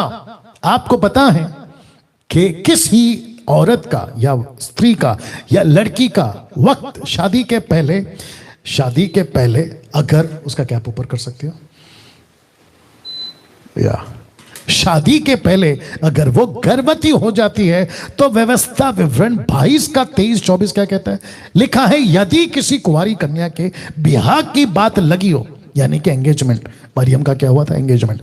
लिखा है ब्याह की बात लगी हो और कोई दूसरा पुरुष उसे नगर में आ पाकर उससे कुकर्म करे, तो तुम उन दोनों को, याद रखो दोनों को, उस नगर के फाटक के बाहर ले जाकर, शब्द पे ध्यान दीजिए, उनको पत्थरवा करके मार डालना, उनको मार डालना। अब आप सोचिए कि मरियम कहती है, शब्द पे ध्यान दीजिए, मरियम कहती है मैं प्रभु की दासी हूं, जिसको कहते हैं गुलाम हूं, जिसको कहते हैं मैं स्लेव हूं, जिसको कहते हैं मैं प्रभु के लिए कुछ भी करूंगी। कहते हैं मुझे तेरे वचन के अनुसार हो, मैं एग्री करती हूं, मुझे तेरे वचन के साथ अनुसार हो। तो फिर प्रश्न उठता है कि अगर लोगों ने पत्थर से मार दिया तो ये औरत कहती है, ये लड़की कहती है, ये कुंवारी कहती है, ये मरियम कहती है, मेरे को जो भी होने दो, लेकिन मैं प्रभु की दासी हूं। अभी जो मुझे देख रहे हैं, सुन रहे हैं, मैं चाहता हूं कि आप इससे यह सीखें कि परिस्थिति क्या हो सकती है, जिसको कहते हैं ना परिणाम, कुछ भी आ सकता है। आप आपकी मौत हो सकती है, आपको टॉर्चर किया जा सकता है, ऐसा करा तो ये परिणाम, ऐसा करा तो वो परिणाम। उसके परिणाम की फिक्र आपको नहीं करनी है। आपको प्रभु को कहना है कि प्रभु भेज जहां भेजना है, करवा जो करवाना है, बुलवा जो बुलवाना है, मैं जो भी करूंगा, मैं क्योंकि तेरा दास हूं, मैं तेरी दासी हूं और मुझे तेरे वचन के अनुसार हो। पत्थर से मार दो लिखा है। अब आप सोचिए, आज की जितनी महिलाएं जो कुंवारी हैं, शादी नहीं हुई, अगर उनके साथ ऐसा होता है, ये चित्र देख लीजिए, ऐसा होता है, आपको स्वर्गदूत आकर कहता है कि तुमको जो है ना बच्चा होगा, पेट में बच्चा आएगा। कैसे आएगा? पवित्र आत्मा की ओर से आएगा। मरियम कहती भी है, मैं तो कोई पुरुष को जानती तक नहीं हूं।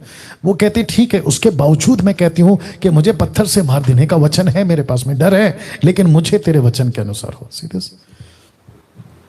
कैसा लग रहा है? ओके, तो ऐसे ये दो कैरेक्टर, बहुत कुछ बोल सकता हूं लेकिन मैं समझता हूं कि आगे देखेंगे, ठीक है ना। अब बात करते हैं दूसरा हिस्सा। पहला हिस्सा कौन सा है? वंशावली। दूसरा हिस्सा यीशु का जन्म। यीशु का जन्म। अब आपको फिर से बताता हूं, ऐसे ऐसे पहलू आपके बीच में रखूंगा, आपके होश उड़ेंगे, मजा आएगा आपको, ठीक है ना। तो दूसरा हिस्से पे आ गया हूं, यीशु का जन्म, बर्थ ऑफ जीसस क्राइस्ट। मत्ती और लूका के पहले अध्याय से अध्ययन करने जा रहा हूं। मत्ती और लूका को साथ में क्लब कर रहा हूं, ठीक है ना, क्योंकि मैं एक एक पुस्तक का एक एक वर्ष के हिसाब से नहीं जा सकता, क्योंकि वहां जो सिखाया वही रिपीट आएगा, फिर उसको कैसे सिखाओ। तो चारों पुस्तकों को मैं मर्ज कर रहा हूं और एक एक हिस्सा चारों पुस्तकों का लेकर सिखा रहा हूं। तो ये दूसरा हिस्सा हो गया, ठीक है ना। तो फोटो देख लीजिएगा, यीशु का जन्म। यीशु का जन्म, यहां पे मरियम है और चरनी में लेटा यीशु जो बालक था तब, अभी नहीं तब, अब तो वो सबका बाप है। यीशु का जन्म, रिपीट करता हूं, यीशु का जन्म। मजा आएगा। लिखा है दुनिया का सबसे अनोखा जन्म, बहुत अनोखा, यूनिक, अनोखा। कैसे? बताता हूं। जितने भी बच्चे तब से लेके अब तक और आगे भी जो हुए हैं ना, वो बायोलॉजिकल हुए, पुरुष और स्त्री के संबंध से, धातु से, जो भी आप बोलना चाहें। लेकिन यीशु का जन्म टोटल अनोखा। और यीशु के जन्म पर बहुतों को एतराज है। तो यीशु के जन्म पर सवाल क्यों? कुछ ग्रुप हैं, वो कहते हैं ऐसे कैसे हो सकता है, कैसे किसी पुरुष और स्त्री के संबंध के बगैर बच्चा पेट में कैसे आ सकता है, यीशु ऐसे कैसे पैदा हो सकता है। बहुत ग्रुप है भारत में, दुनिया में, यूट्यूब पर भी, जो ये प्रश्न को उठाते हैं। लेकिन मुझे, उनको, आपको, और अगर किसी के मन में ये प्रश्न आ रहा है, इस फोटो को पहले देख लो, मैं आपको जवाब देने जा रहा हूं।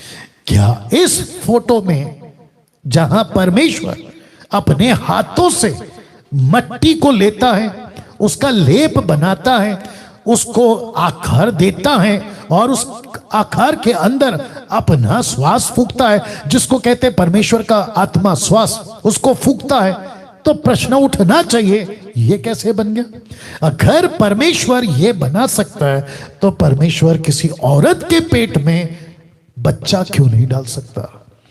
तो लिखा है यहोवा परमेश्वर ने आदम को भूमि की मिट्टी से रचा, उसके नथनों में जीवन का श्वास फूंक दिया और आदम बन गया जीवित प्राणी। कैसे बन सकता है? मुझे कोई बताइए।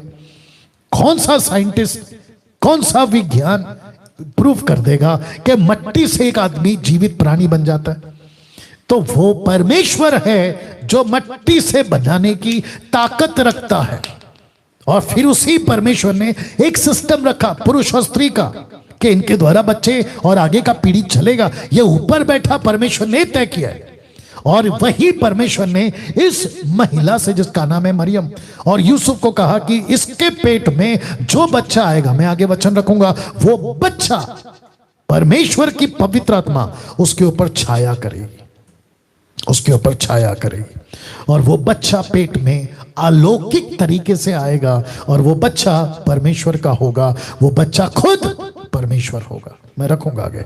तो लिखा है मट्टी से रचा, और लिखा है स्वर्गदूत ने उसको उत्तर दिया, तुझ पर उतरेगा कौन? परमेश्वर का आत्मा, और परम प्रधान की सामर्थ तुझ पर छाया करेगी, इसलिए वह पवित्र जो उत्पन्न होने वाला है परमेश्वर का पुत्र कहलाएगा।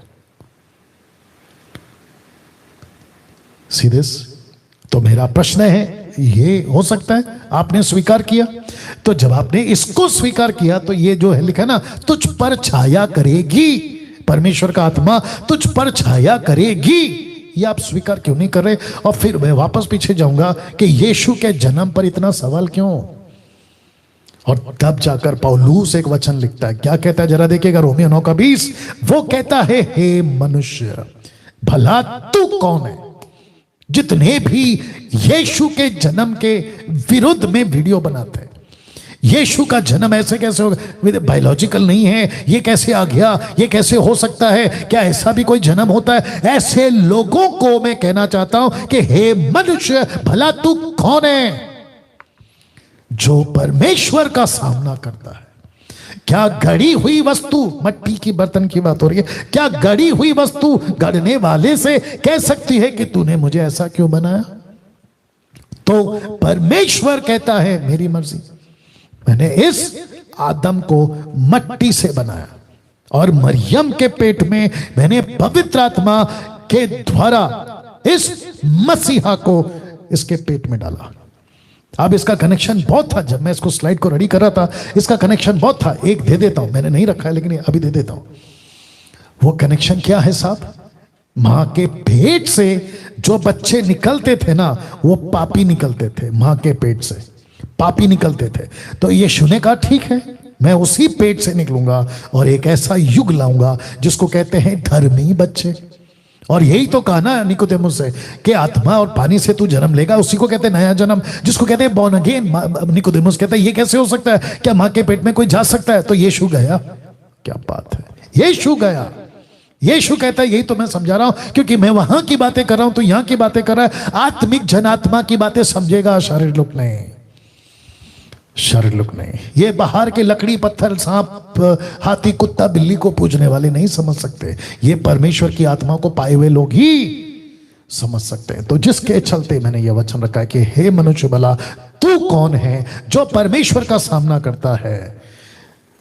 वो जैसा चाहे वो बना सकता है। अब बात करते हैं यीशु की, वक्त को ध्यान में रखते हुए। यीशु, जीसस, आप हिंदी में यीशु बुलाते हैं, इंग्लिश में जीसस बुलाते हैं, लेकिन ग्रीक भाषा में, यूनानी भाषा में यीशु को जब स्वर्गदूत ने मरियम से बात करी तो यूनानी भाषा में बात करी। ओल्ड टेस्टमेंट 2 लैंग्वेज में लिखा गया, एक है इब्रानी हिब्रू, दूसरा है अरामिक, ठीक है ना। लेकिन न्यू टेस्टमेंट ग्रीक भाषा में। और जिसके चलते स्वर्गदूत के मुंह से मरियम के लिए यीशु, जीसस, आप यीशु बुलाओ कोई दिक्कत नहीं है, जीसस बुलाओ कोई दिक्कत नहीं है, मैं खुद कह रहा हूं कोई दिक्कत नहीं है, इससे कोई फर्क नहीं पड़ता, ठीक है ना। कैसे बताऊं व्यक्ति की पहचान, बाहर लोग कहते हैं और आप भी जानते हैं, व्यक्ति की पहचान नाम से नहीं काम से। उसका काम बोलता है, नाम नहीं काम बोलता है, और काम से उसका नाम बनता है। तो जीसस एक नाम देना था, यीशु एक नाम देना था, लेकिन ग्रीक में नाम था एसूस। स्ट्रॉन्ग है 2424, एसूस, ये ग्रीक लैंग्वेज था। और स्वर्गदूत गैब्रियल ने मरियम से कहा कि जिस बच्चे को तुम पैदा करोगे उसको तुम एसूस बुलाना।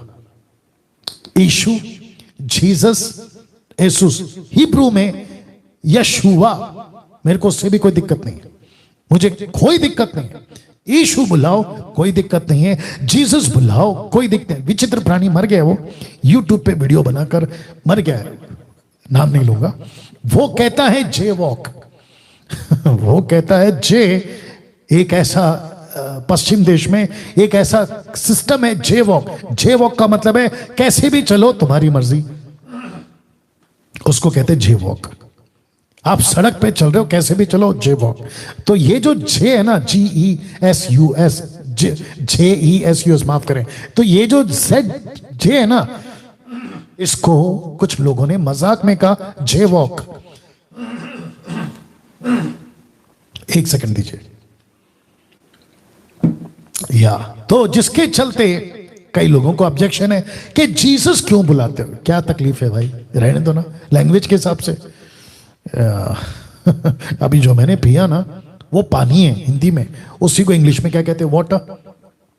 क्या मेरी मातृभाषा तेलुगु है, नीलू नीलू नीलू, हाँ। तमिल में तन्नी और न जाने क्या क्या। आप है मेरे साथ में। तो यीशु बुलाओ कोई दिक्कत नहीं है, जीसस बुलाओ कोई दिक्कत नहीं है। ग्रीक भाषा में अभी भी है कई लोग, वो लोग येसूस बुलाते हैं, कोई दिक्कत नहीं है। और अब जो इब्रानी भाषा वाले, इब्रानी हिब्रू वाले में उनको मिला है यशुआ, कोई दिक्कत नहीं है। लेकिन अगर कोई कहता है कि यशुआ ही बुलाओ, जीसस मत बुलाओ, यीशु मत बुलाओ, तो भैया दिक्कत हो जाएगी आपके लिए। तो ऐसी टीचिंग को मैं कैंसिल करता हूं। किसी प्रकार का कोई आप जो है ना ऐसा थप्पा नहीं मार सकते कि यशुआ बुलाओ, यशुआ बुलाओ। ना ना ना ना ना ना, यीशु भी चलेगा, जीसस भी चलेगा, येसूस भी चलेगा। अब बात करते हैं ये टॉपिक मैंने क्यों निकाला, मेरे साथ में है, मजा आएगा। येसूस जो मरियम के पेट में आया था, कहां गया ये वाला, मरियम के पेट में आया था, जिसको कहते हैं हिंदी में जीसस, यीशु इंग्लिश में जीसस, और ग्रीक भाषा में येसूस। वो क्या था साहब, पेट में जो बच्चा आया था वो 100% ह्यूमन था और 100% गॉड था। ताली बजा सकते हैं आप लोग। रिपीट करता हूं कि यीशु 100% मनुष्य था और 100% वो गॉड था, थियोस। इसलिए तो लिखा ना, आदि में वचन था, वचन परमेश्वर के साथ में था। पास्टर डैनियल, क्या आपके पास कोई वचन है? अभी दे देता हूं।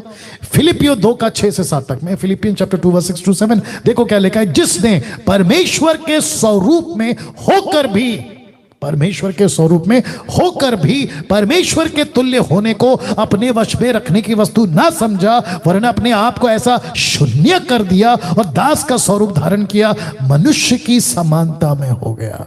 अगर मनुष्य था तो मनुष्य की समानता में क्यों आएगा? परमेश्वर था, इसलिए लिखा है कि परमेश्वर का स्वरूप में होकर भी। यही तो बात कह रहा हूं। तो जीसस 100% ह्यूमन था और 100% गॉड था। पास्टर डैनियल, क्या आपके पास में क्रॉस रेफरेंसेस हैं? ऑफ कोर्स है। पहला तिमोथी 3:16, फर्स्ट तिमोथी चैप्टर 3:16, क्या लिखा देखो। इसमें संदेह नहीं कि भक्ति का भेद गंभीर है, अर्थात वो जो शरीर में प्रकट हुआ, आत्मा में धर्मी ठहरा, स्वर्गदूतों को दिखाई दिया, अन्य जातियों में उसका प्रचार हुआ, जगत में उस पर विश्वास किया गया और महिमा में ऊपर उठाया गया। और इसी का ट्रांसलेशन कहता है, and without controversy great is the mystery of godliness, God was manifest in the flash.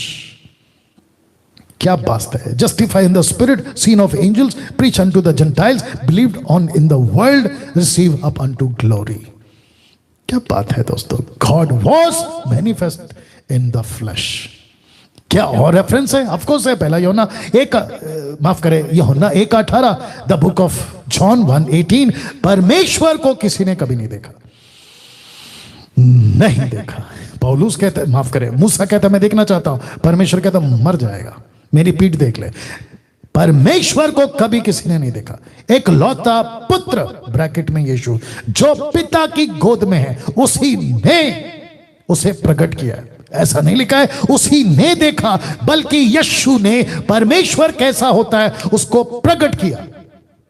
यही प्रश्न फिलिप ने पूछा था, हमको परमेश्वर दिखा, तो 14:9 इसी किताब में यीशु ने उससे कहा, हे फिलिपुस, मैं इतने दिन से तुम्हारे साथ हूं, क्या तू मुझे नहीं जानता? जिसने मुझे देखा है उसने पिता को देखा है। तू क्यों कहता है कि पिता को अलग से दिखा दे? तो जिसने यीशु को देखा है उसने पिता को देखा है। जैसा पिता है वैसा यीशु है। क्या पास्टर डैनियल और भी कोई रेफरेंस है? लीजिए, कुलुस्सियों 1:15 कहता है, द बुक ऑफ कोलोसियन 1:15, वह तो अदृश्य परमेश्वर का प्रतिरूप, सारी सृष्टि में पहलौठा। अब बताइए क्या जीसस गॉड है? Of course. क्या यीशु 100% इंसान है? Of course.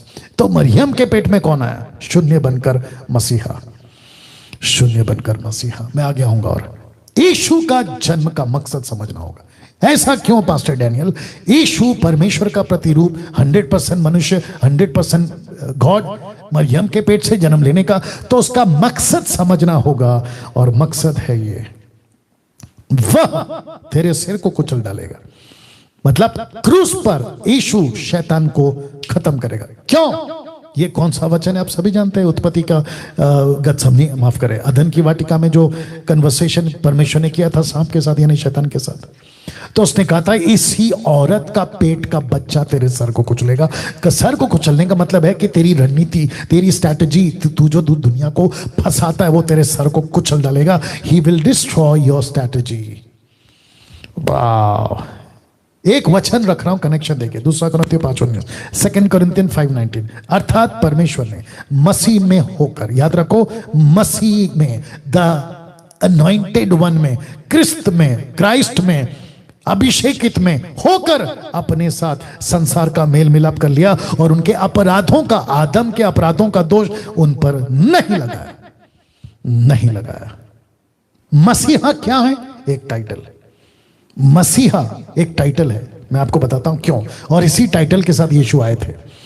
Greek name क्रिस्तोस, strong है 5547, क्रिस्तोस एक मसीहा का टाइटल। यीशु एक नाम से आया था एसूस, लेकिन दूसरा नाम है मसीहा। ये क्या है टाइटल?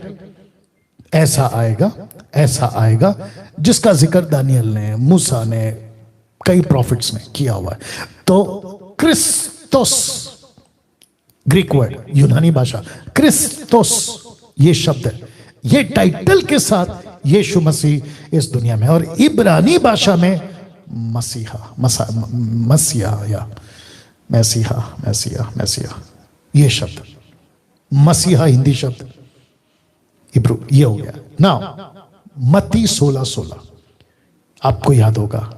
यीशु पूछता है तू क्या कहता है पतरस ने उत्तर दिया कि तू जीवते परमेश्वर का पुत्र मसीहा है। मसीहा शब्द ये टाइटल था यीशु का। यीशु को पृथ्वी पर अभिषेक करके भेजा गया था मसीहा के टाइटल के साथ। तू मसीहा होगा, तू क्रिस्तुस होगा। अब एक जबरदस्त क्या कहते हैं ना शब्द, स्टेटमेंट आपके बीच में रख रहा हूं। पहले फोटो देख लीजिए। यहां पे यीशु है जो मरियम पैदा कर रही है, और ये है आपका डिनोमिनेशन जिसको कहते हैं क्रिश्चियनिटी। तो लिखा है यीशु का जन्म ईसाई धर्म की स्थापना करने के लिए नहीं हुआ है, नहीं, ईसाई धर्म का नहीं, बल्कि परमेश्वर का राज्य पृथ्वी पे आए, ये उसका मकसद था, ईसाई धर्म नहीं। तो फिर कहते हैं जितने मेरे हिंदू, मुस्लिम, पारसी, बुद्धिस्ट जितने भी लोग हैं, आपको एक गलत फहमी हो गई है। आपको ऐसा लगता है कि हम ईसाइयत का प्रचार करें। हाथ जोड़ के बोल रहा हूं सर, आपकी गलत फहमी को दूर कर लीजिए जितनी जल्दी हो सके। डैनियल राज, कम से कम मैं, जो आप लोग मुझे देख रहे हैं, हम ईसाई धर्म को प्रचार नहीं कर रहे, क्योंकि जीसस ने खुद भी ईसाई धर्म की स्थापना करने के लिए वो नहीं आया। तो क्यों आया रखने जा रहा हूं। लूका 2:11, दाऊद के नगर में तुम्हारे लिए एक उद्धारकर्ता जन्मा है और यही मसीह प्रभु है। देख लीजिए, मसीह। स्वर्गदूत ने गडरियों को, ये कौन से गडरिए हैं? ये वो गडरिए हैं, और ये वो भेड़ बकरी जिनका बलि होता है ना, अलग से किया जाता है, ये उनके चरवाते। जो कॉमन भेड़ बकरी होती है, उनकी नहीं बात कर रहा हूं, ये वो नहीं है। ये वो भेड़ बकरियां हैं जो बलि के लिए अलग किए जाते थे, ये वो उनके गडरी है। तो इनको पता था कि मसीहा का मतलब क्या होता है, क्योंकि उनको अच्छे से पता था, इन गडरियों को पता था, ये भी पढ़ते होंगे, ये भी सुनते होंगे हर सबत के दिन में, मसीहा आएगा, मेमना बनकर आएगा, बलि होगा, मानव जाति को बचाएगा।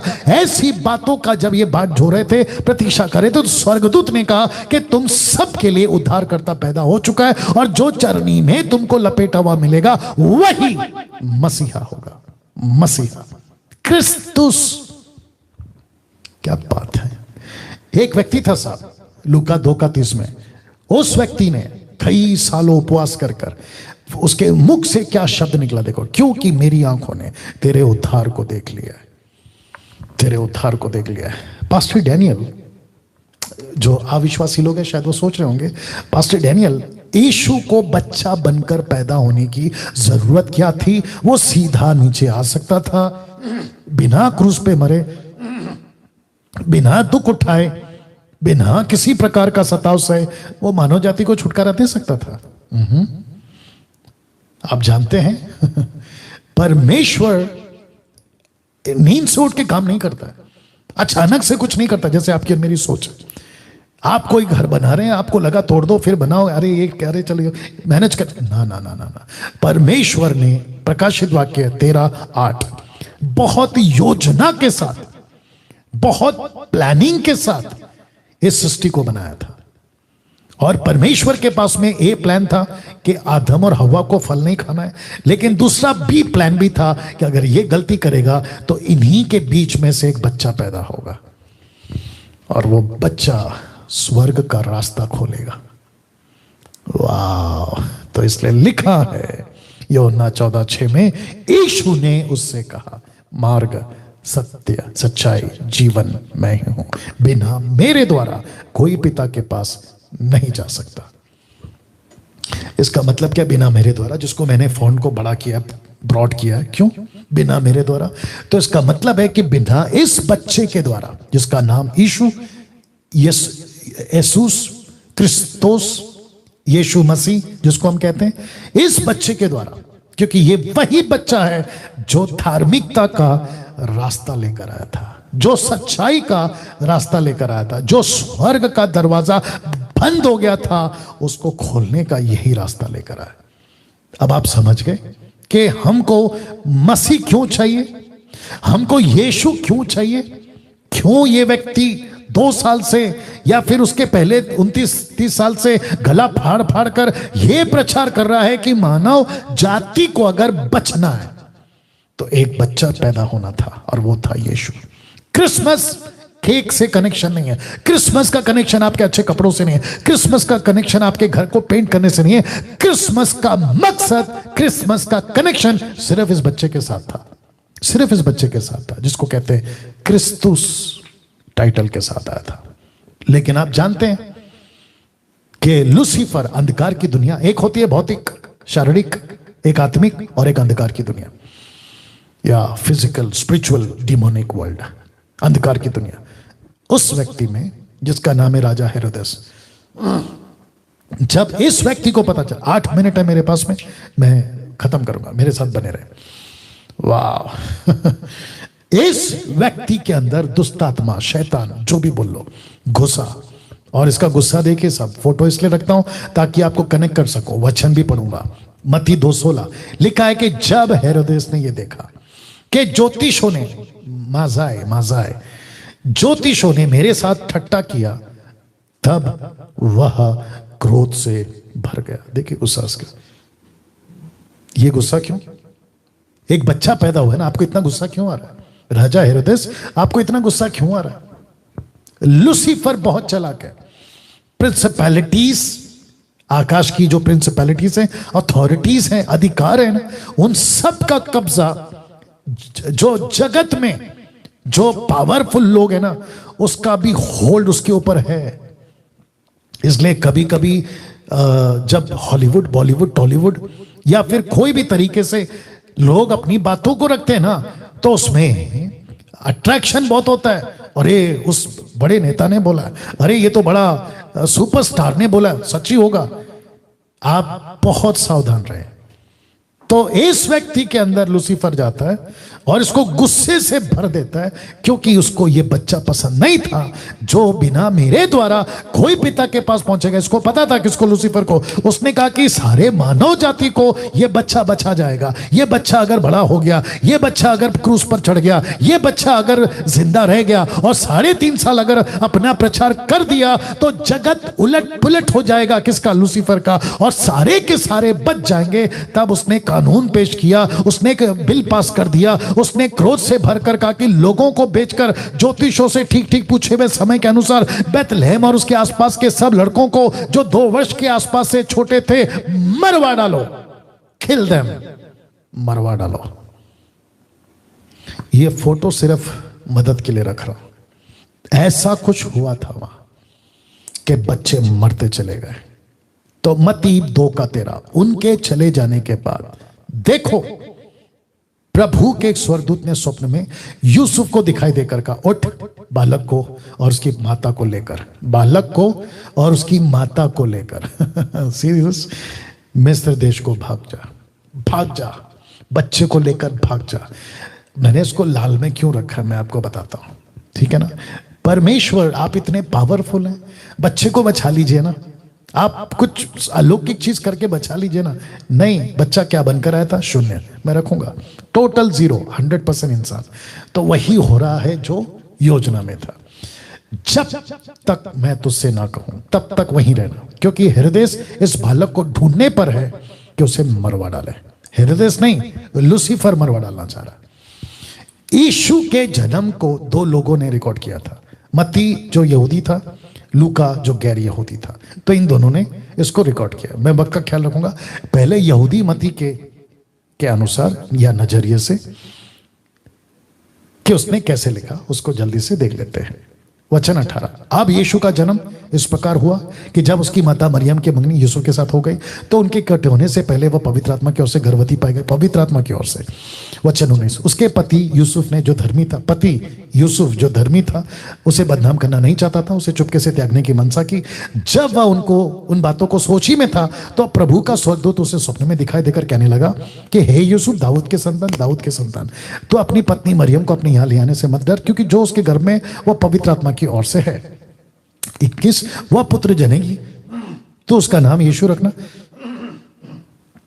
क्योंकि वह अपने लोगों का उनके पापों से उद्धार करेगा। वचन भाई, जब यह सब कुछ इसलिए हुआ कि जो वचन प्रभु ने भविष्यवक्ताओं के द्वारा कहा था वो पूरा। मैंने आपको बता दिया ना, परमेश्वर योजना बनाकर काम करता है। वचन 23, कि देखो एक कुंवारी गर्भवती होगी, एक पुत्र जनेगी, उसका नाम इम्मानुएल रखा जाएगा, जिसका अर्थ है, यशायाह 9 का याद आ गया। हाँ, परमेश्वर हमारे साथ है। सो यूसुफ नींद से जाकर प्रभु के दूत की आज्ञा के अनुसार अपनी पत्नी को अपने यहाँ ले आया, और जब तक वह पुत्र ना जनी तब तक वह उसके पास नहीं गया, शारीरिक संबंध नहीं बनाया, नहीं गया, और ना उसका और उसने उसका नाम एसूस रखा। ग्रीक भाषा में एसूस रखा, मैंने इंग्लिश में, हिंदी में रखा है यीशु रखा, लेकिन ग्रीक में एसूस रखा। वचन 24, सो यूसुफ नींद से जाकर प्रभु के दूत के अनुसार अपनी पत्नी को अपने यहां ले आया।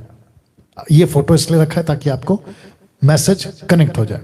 वचन 25 बहुत इंटरेस्टिंग है, फोटो देख लीजिएगा। जब तक वह पुत्र ना जने तब तक वह यानी यूसुफ उसके पास नहीं गया। और वचन 25 का बी पार्ट कहता है, उसने उसका नाम यीशु रखा, ब्रैकेट में एसूस। अब जल्दी से बात करते हैं लूका के नजरिए से कि उसने कैसे लिखा, किसको? यीशु के जन्म को। लूका 1 का 1, इसलिए कि बहुतों ने उन बातों को जो हमारे बीच होती हैं इतिहास लिखने में हाथ लगाया। तो मत्ती ने लगाया, मरकुस ने लगाया, लूका ने लगाया, योना ने लगाया, और भी कई लोगों ने लिखा होगा, लेकिन ये 4 किताबें पवित्र आत्मा ने तय किया कि हम तक पहुंचनी चाहिए, और पहुंच गई। जोसेफस आप गूगल पे टाइप करिए, उसने भी लिखा है, जैसा कि उन्होंने जो पहले ही से इन बातों को देखने वाले वचन के सेवक थे हम तक पहुंचा। लाल में इसलिए ताकि आपको हाईलाइट कर सकूं। इसलिए हे श्रीमान थियोफिलुस, मुझे भी ये उचित मालूम हुआ, लूका कह रहा है, कि इन सब बातों का स्मरण संपूर्ण हाल आरंभ से, शब्द पे ध्यान दीजिएगा, ठीक ठीक जांच करके उन्हें तेरे लिए क्रमानुसार लिखूं। वचन 4, कि तू ये जान ले कि ये बातें जिनकी तूने शिक्षा पाई है 20 साल बाद कैसे अटल है। 20 साल बाद। तो इसी व्यक्ति ने, जिसका नाम है लूक, यीशु के जन्म को कुछ ऐसे कनेक्ट किया। लूका कहता है जकरिया और एलिसबा की कहानी से लूका शुरू करता है, और बुढ़ापे में एक बच्चा पैदा होता है, इसका वो जिक्र करता है। तो वचन 5, यहूदियों के राजा हेरोदेस के समय अबिया के दल में जकरिया नाम का एक याजक था, उसकी पत्नी हारून के वंश की थी, जिसका नाम एलिशबा था। वचन 6, दोनों परमेश्वर के सामने धर्मी थे, ये भी धर्मी थे। इसका मतलब क्या पता है? एक भी एक्टिविटीज अनराइचस, अनक्लीन, मतलब गंदगी की तरीके से कुछ भी नहीं हुआ। प्रभु की सारी आज्ञाओं विधियों पर निर्दोष चलते थे, इनकी कोई संतान नहीं थी। वचन 7, क्योंकि एलिसबा बांझ थी और वो दोनों बुढ़े थे। बूढ़े थे। वचन 8, जब वह अपने दल की पारी पर परमेश्वर के सामने याजक का काम करता था तो याजकों की रीति के अनुसार उसके नाम पर चिट्ठी लिखी कि प्रभु के मंदिर में जाकर धूप जलाए। वचन 10, धूप जलाने के समय लोगों की सारी मंडली बाहर प्रार्थना कर रही थी कि प्रभु का एक स्वर्गदूत, मैं फोटो रखूंगा, धूप की वेदी को दिखाए, धूप की वेदी की दाहिनी और खड़ा हुआ उसको दिखाई दिया। जकरिया देखकर घबराया, उस पर बड़ा भय छा गया। और ऑफ से यार स्वर्गदूत दिखाई देगा तो डर तो लगेगा ना। वचन 13, परंतु स्वर्गदूत ने उससे कहा, जकरिया भयभीत ना हो, मत डर, क्योंकि तेरी प्रार्थना सुन ली गई है। तेरी पत्नी एलिशबा से तेरे लिए एक पुत्र उत्पन्न होगा और तू उसका नाम यूहन्ना रखना। वचन 14, तुझे आनंद हर्ष होगा, बहुत लोग उसके जन्म के कारण आनंदित होंगे। वचन 15, क्योंकि प्रभु के सामने महान होगा, दाखरस और मदिरा कभी ना पिएगा, अपनी माता के गर्भ से पवित्र आत्मा से परिपूर्ण हो जाएगा। इजरायलियों में से बहुतेरों को उनके इसको इंपॉर्टेंट है, माता की गर्भ से पवित्र आत्मा से परिपूर्ण होगा। यही कनेक्शन मैं हमेशा देता हूं कि जो उद्धार पाता है परमेश्वर का जन्म लेते ही, जिसको कहते हैं बॉर्न अगेन, आत्मा और पानी से, पवित्र आत्मा से परिपूर्ण हो जाता है। क्या बात है, बीच में आगे इसलिए बोल दिया। इजरायलियों में से बहुतेरों को उनके प्रभु परमेश्वर की ओर फेरेगा। वह एलिया की आत्मा सामर्थ में होकर उसके आगे आगे चलेगा। किसके? यीशु के आगे चलेगा। पितरों का मन लड़के वालों की ओर फेरेगा, आज्ञा ना मानने वालों को धर्मियों की समझ पर लाए और प्रभु के लिए योग्य प्रजा तैयार करे। जकरिया ने स्वर्गदूत से पूछा, ये मैं कैसे जानूं, क्योंकि मैं तो बूढ़ा हूं, मेरी पत्नी भी बूढ़ी हो गई है। स्वर्गदूत ने उसको उत्तर दिया, मैं जिब्राइल हूं, गैब्रियल, मैं जिब्राइल हूं जो परमेश्वर के सामने खड़ा रहता हूं और मैं तुझसे बातें करने और तुझे सुसमाचार सुनाने को भेजा गया हूं। वचन भी देख, जिस दिन तक ये बातें ना होले उस दिन तक तू मौन रहेगा, मतलब तू गूंगा हो गया, बोल ना सकेगा, इसलिए कि तूने मेरी बातों के जो अपने समय पर पूरी होगी प्रतीति नहीं की। वचन 21, जब लोग जकरिया की बात देख रहे थे अचंभा करके कहने लगे कि उसे मंदिर में इतनी देर क्यों लगी। वचन 20, जब वह बाहर आया तो उसे वो बोल ना सका, सो वो जान गए कि उसने मंदिर में कोई दर्शन पाया। अलौकिक बातें होती थी उन दिनों में, और उसने संकेत करता रहा और गूंगा रह गया। वचन 23, जब उसकी सेवा के दिन पूरे हुए तो अपने अपने घर चला गया। उन दिनों के बाद उसकी पत्नी एलिशबा गर्भवती हुई, ऑफकोर्स शारीरिक संबंध से, परमेश्वर का जैसे आत्मा मरियम पे था वैसा नहीं, बायोलॉजिकल। 5 महीने तक अपने आप को यह कह के छिपाए रखा। वचन 25 की, मनुष्य में मेरा अपमान दूर करने के लिए प्रभु ने इन दिनों में कृपा दृष्टि करके मेरे लिए ऐसा किया, मुझे बच्चा दिया है। तो ये हो गया जकरिया और एलिशबा का। ये देख लो, लूक कहता है मत्ती कहता है कि यूसुफ से बात किया, लेकिन लूका कहता है कि लूक में स्वर्गदूत ने मरियम से बात किया। यहां लूका मरियम और स्वर्गदूत का बातचीत को रखता, यह एंगल भी जरूरी था। तो 6वें महीने में परमेश्वर की ओर से जिब्राइल स्वर्गदूत गलील के नासरत में नगर में कुंवारी के पास भेजा गया, जिसकी मंगनी यूसुफ नाम दाऊद के घराने के एक पुरुष के साथ हुई थी। उस कुंवारी का नाम मरियम था। और स्वर्गदूत ने उसके पास भीतर आकर कहा कि आनंद और जय, जय का मतलब है greetings, English translation, Hindi translation में गड़बड़ है। जय का मतलब होता है वर्शिप, ये भला वो जय नहीं है, ये ग्रीटिंग्स है, इसलिए मैंने स्पॉट किया। आनंदित और जय तेरी हो जिस पर ईश्वर का अनुग्रह हुआ है, प्रभु तेरे साथ है। वचन कहता है वह उस वचन से बहुत घबरा गई, सोचने लगी ये किस प्रकार का अभिवादन है। स्वर्गदूत ने उससे कहा, हे मरियम भयभीत ना हो, क्योंकि परमेश्वर का अनुग्रह तुझ पर हुआ है। वचन 31, देख तू गर्भवती होगी और एक पुत्र उत्पन्न होगा, तू उसका नाम यीशु रखना, येसूस रखना, ग्रीक वर्ड। उसके बाद में महान होगा, परम प्रधान का पुत्र कहलाएगा। प्रभु परमेश्वर उसके पिता दाऊद का सिंहासन उसको देगा, वह याकूब के घराने पर सदा राज्य करेगा, उसके राज्य का अंत नहीं होगा। मरियम ने स्वर्गदूत से कहा, ये क्यों करोगा, मैं तो पुरुष को जानती नहीं हूं, मतलब कैसे हो सकता है, मेरी तो मंगनी हुई है। स्वर्गदूत ने उसको उत्तर दिया, और ये कौन लिख रहा है, लूक लिख रहा है, कि पवित्र आत्मा तुझ पर उतरेगा, परम प्रधान की सामर्थ तुझ पर छाया करेगी, इसलिए वह पवित्र जो उत्पन्न होने वाला है परमेश्वर का पुत्र कहलाएगा। देख तेरे कुटुंबी एलिशबा को भी बुढ़ापे में पुत्र होने वाला है, ये उसका जो बांझ कहलाती है 6वां महीना। तो काफी गैप है, 6 महीने का गैप है, फिर 2 साल का गैप है। आप देख रहे हैं काफी गैप है। राजा हेरोदेस ने बच्चों को कटवाया, 2 साल का गैप वहां पे भी है, तो काफी गैप है, कट टू कट नहीं है, ठीक है ना, इसको भी ध्यान में रखेगा। 37, क्योंकि जो वचन परमेश्वर की ओर से होता है वो प्रभाव रहित नहीं होता। क्या बात है। तो जितने भी एमएमबी के ऑनलाइन प्रीचर्स है, डंके की चोट पे प्रीच करो, क्योंकि परमेश्वर का वचन काम करके लौटेगा। यशायाह 55:11। ओके, मरियम ने कहा, देख मैं प्रभु की दासी हूं, मुझे तेरे वचन के अनुसार हो। तब स्वर्गदूत उसके पास से चला गया। उन दिनों में मरियम उठकर शीघ्र ही पहाड़ी देश में यहूदा के नगर को गई और जाकर जकरिया के घर में जाकर एलिशबा को नमस्कार किया। जय ही एलिशबा ने मरियम का नमस्कार सुनाते ही बच्चा उसके पेट में उछला। एलिशबा पवित्र आत्मा से परिपूर्ण हो गई और उसने बड़े शब्द से पुकार कर कहा, तू स्त्रियों में धन्य है, तेरे पेट का फल धन्य है। मरियम धन्य इसलिए क्योंकि उसके पेट का फल धन्य है। ये कनेक्शन रखिएगा याद। यह अनुग्रह मुझे कहां से हुआ कि मेरे प्रभु की माता मेरे पास में आई और देख जय ही तेरे नमस्कार का शब्द मेरे कानों में पड़ा, मेरे पेट का बच्चा आनंद से उछल पड़ा। कौन? John the Baptist. 45 धन्य है वह जिसने विश्वास किया कि जो बातें प्रभु की ओर से हैं की गई हैं वो पूरी होगी। 46 तब मरियम ने कहा, मेरा प्राण प्रभु की बड़ाई करता है। She was a worshipper।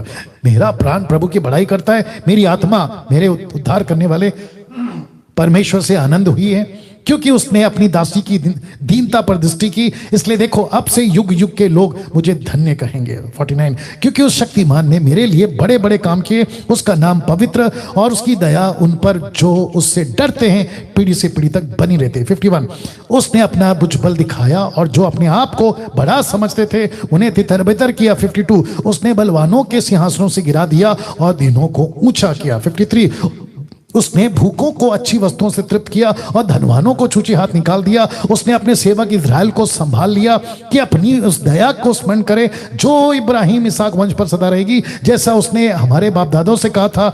56 Maryam लगभग 3 महीने उसके साथ रहकर अपने घर लौट गई।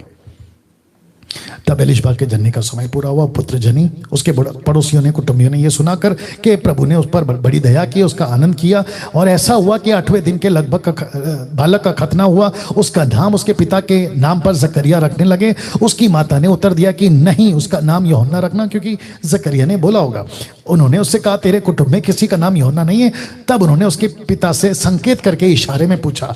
63 कि तू उसका नाम क्या रखना चाहता है? उसने लिखने की पट्टी मंगाकर लिख दिया कि इसका नाम यूहन्ना, और सबों ने अचंभा किया, इसका नाम यूहन्ना होना चाहिए। तब उसका मुंह खुल गया। किसका? जकरिया का। वो बोलने और परमेश्वर का धन्यवाद करने लगा। शब्द पे ध्यान दे रहा। उसके आसपास के सब रहने वाले पर भय छा गया। सब बातों की चर्चा यहूदिया के सारे पहाड़ी देश में फैल गई और सब सुनने वालों ने अपने अपने मन में विचार कर कर कहा, यह बालक कैसा होगा? प्रभु का हाथ उसके साथ था और उसका पिता जकरिया पवित्र आत्मा से परिपूर्ण हो गया और भविष्यवाणी करने लगा। क्या किया? देखो, लिखा है कि प्रभु पर इज़राइल का परमेश्वर धन्य है, उसने अपने लोगों पर दृष्टि की, उनका छुटकारा किया। अपने सेवक दाऊद के घराने में हमारे लिए उद्धार का सिंह निकला, जैसे उसने अपने पवित्र भविष्यवक्ताओं के द्वारा जो जगत की आदि से होता है कहा था, अर्थात हमारे शत्रुओं से, हमारे सब बैरियों के हाथों से हमारा उद्धार किया, कि हमारे बाप दादाओं पर दया करके अपनी पवित्र वाचा का स्मरण करे और यह शपथ जो उसने हमारे पिता इब्राहिम से कही थी कि वह हमें यह देगा कि हम अपने शत्रुओं के हाथ से छुटकारा पाए, उसके सामने पवित्रता धार्मिकता से जीवन भर निडर होकर उसकी सेवा करते रहे। और तू हे बालक परम प्रधान का भविष्यवक्ता कहलाएगा। हे बालक यूहन्ना, तू यीशु का भविष्यवक्ता कहलाएगा। आगे रखूंगा, क्योंकि तू प्रभु के मार्ग तैयार करने के लिए उसके आगे आगे चलेगा, कि उसके लोगों को उद्धार का ज्ञान दे जो उनके पापों की क्षमा से प्राप्त होती है। अब इसको देखो, ये हमारे परमेश्वर की बड़ी करुणा से होगा, जिसके कारण ऊपर से हम पर भोर का प्रकाश उदय होगा, कि अंधकार और मृत्यु की छाया में लोग बैठे, ज्योति पाए, हमारे पांव को कुशल के मार्ग में सीधे चलाए। बालक बढ़ता आत्मा में बलवंत होता गया और इज़राइल पर प्रकट होने के दिन तक जंगल में रहा। अब अंत में एक बात बोलकर खत्म कर रहा हूं।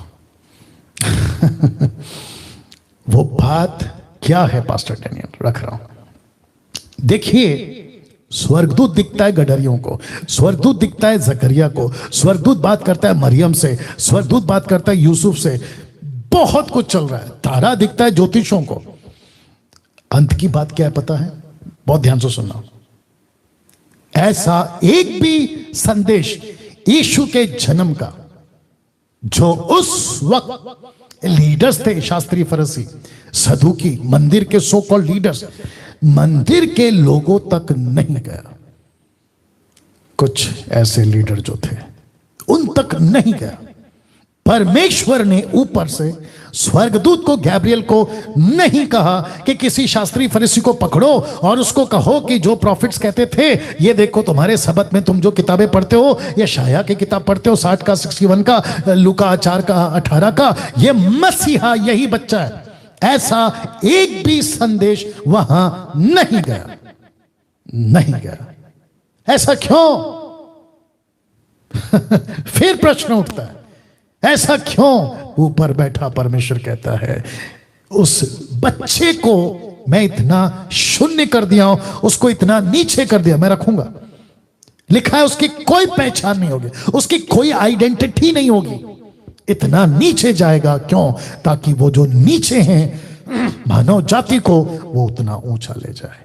सी, मैं जब स्टडी कर रहा था मैंने भी बोला, प्रभु एक प्रॉफिट, कोई भविष्यवक्ता, कोई शास्त्रीय फरीसी को बता देता तो सारा खेल खत्म हो जाता। लेकिन देखिए इनमें से किसी को स्वर्गदूत ने नहीं बताया। मंदिर में ऐसी किसी व्यक्ति शास्त्रीय फरीसी को कुछ नहीं कहा, बल्कि यूहन्ना 1:19 में क्या लिखा देखो, वो शास्त्रीय फरीसी 30 साल बाद जब जॉन द बैप्टिस्ट बपतिस्मा दे रहा था तो कानों में ऐसी उनकी आवाज पहुंची कि जिस मसीहा का हम इंतजार कर रहे वो यरदन नदी में बपतिस्मा दे रहे। कौन? John the Baptist. तो यूहन्ना की गवाही यह है कि जब यहूदियों ने यरूशलेम से याजकों और लेवियों को उसे यह पूछने के लिए भेजा कि तू कौन है, तू कौन है, तो जॉन ने तो सीधा बोल दिया, मैं आगे रखूंगा आने वाले दिनों में। उसने तो साफ कह दिया कि मैं तो मसीहा नहीं हूं। और मत्ती की किताब उसका 27 का 17 में पिलातुस, जब वे इकट्ठे हुए तो पिलातुस ने उससे कहा, तुम किसको चाहते हो कि मैं तुम्हारे लिए छोड़ दूं? बरअब्बा को, बरअब्बा का भी नाम यीशु था, बरअब्बा को, या जो यीशु जो मसीह कहलाता उसको। तो शास्त्री फरीसी को नहीं पता था कि जिसको हम क्रूस पे मार रहे हैं ये वही मसीह। इसलिए पौलुस क्या कहता, देखो 1 कुरिन्थी 2:8 कहता है, जिससे इस संसार के हाकिमों में से किसी ने नहीं जाना। कौन है संसार के हाकिमों? शास्त्री फरीसी नहीं जाना, क्योंकि यदि जानते तो उस तेजोमय प्रभु को क्रूस पर नहीं चढ़ाते, क्रूस पे नहीं चढ़ाते। बल्कि यीशु ने, लिखा है फिलिप्पी 2:7 में, वरना अपने आप को ऐसा शून्य कर दिया, दास का स्वरूप धारण किया, जो मनुष्य की समानता में हो गया। और यशायाह का 53 का 1 कहता है, जो समाचार हमें दिया गया उसका किसने विश्वास किया? यहोवा का भुजबल आर्म, स्ट्रेंथ किस पर प्रकट हुआ? इन पर तो नहीं हुआ। अगर होता तो ये यीशु को क्रूस पे नहीं चढ़ाते। अगले हफ्ते episode number 3, study on 4 gospels. या एक प्रार्थना करेंगे, आइए दुआ करते हैं। अनुग्रहकारी पिता, बहुत बहुत धन्यवाद ऐसी बातों के लिए। प्रभु जी, मैं प्रार्थना करता हूं जिसने आज का ये स्टडी लिया है, ये एपिसोड सुना है, उन सभी को ये 4 सुसमाचार की किताबें इतनी प्यारी लग जाए, बोर ना हो, सीखें, जाने सच्चाई क्या थी। मुझे मदद करा ये बातों को रख सकूं, उसके लिए आपका धन्यवाद। ये प्रार्थना यीशु के नाम से मांगते हैं, आमीन। अगले हफ्ते फिर मिलना है। मेरे चैनल को सब्सक्राइब करिए, यूट्यूब चैनल को, और एक बच्चे का समर्पण है, ऑन कर लीजिए, लगाइए। और आपको बताता चलूं कि कल, परसों, तरसों, यानी कि मंडे, ट्यूसडे, वेडनेसडे, हम इन लोगों से बात करने वाले। तो ये जितने भी हैं आप लोग अपने डे के हिसाब से जुड़ जाएं, और मंथली सपोर्ट बनकर आप लोग जरूर आगे आए मसीह मंथन के लिए। ये क्या है? ओके, बच्चा कहां पर है? जी जी, आपका बच्चे को दिखाइए सर। हेलो, कहाँ है? ये मेरे को क्यों दिखा रहे? तो मेरे को क्यों लगाया? तो वो नहीं दिख रहे ना, मैं क्यों दिख रहा हूं? रुक जाइए प्लीज।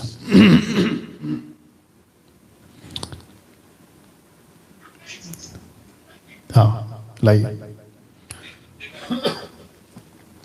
हेलो जी भाई साहब, जी जी, आपके बच्चे को दिखाइए। और बच्चे का नाम क्या रखना है? बच्चे का नाम क्या रखना है? अरे बाप रे, बच्चे का फोटो जी जी जी, बच्चे का नाम, जब बच्चे का शक्ल दिखाइए, चेहरा, बच्चे का चेहरा दिखाइए, कैमरा के पास रखिए। अरे बाप रे, गया लगता है। देखो क्या है, बच्चे का नाम डैनियल रखना चाह रहे हैं। मेरे को कोई दिक्कत नहीं है। मैं चाहता हूं कि मुझसे भी बढ़कर और बाइबल के डैनियल से भी बढ़कर। इसको ठीक करो, कैमरा को ठीक करो। क्या चल रहा है इन लोगों का? ठीक है, हम प्रार्थना करते हैं। बच्चे का नाम डैनियल है। ये तीसरा समर्पण है बच्चे का, तीसरा बच्चे का डेडिकेशन है। आइए दुआ करते हैं। सृष्टिकर्ता पिता यीशु के नाम से इस बच्चे डैनियल को जो इस वक्त ऑनलाइन, परमेश्वर हम प्रार्थना करते हैं, दूरियां आपके लिए कोई मायने नहीं रखती, डिस्टेंस आपके लिए कोई मायने नहीं रखता। मैं प्रार्थना करता हूं कि ये बच्चा अभी जहां, जिस देश, जिस गांव, डिस्ट्रिक्ट में, वहीं पर प्रभु जी आप अपना हाथ उस बच्चे पर लेकर आए। और मैं विनती करता हूं परमेश्वर, इस बच्चे पर तेरी कृपा हो, तेरा अनुग्रह हो प्रभु जी। और हम प्रार्थना करते हैं कि ये बच्चा तेरे मार्ग पर चले और तेरी मर्जी ये बच्चा पूरी करने पाए। आदर महिमा आपको देते हैं। ये प्रार्थना यीशु के नाम से मांगते हैं, सुने और दया से कबूल करें। चलिए दोस्तों, बेहद खुशी है कि आप लोग बड़ी तादाद में जुड़े थे और साथ ही साथ एपिसोड नंबर 3 आपके बीच में हम अगले हफ्ते लेकर आएंगे। अपना ख्याल रखें, खूब शेयर करें, मजबूत हों और प्रभु में काम करें। God bless you. प्रभु आपको आशीष दे। जय मसीह।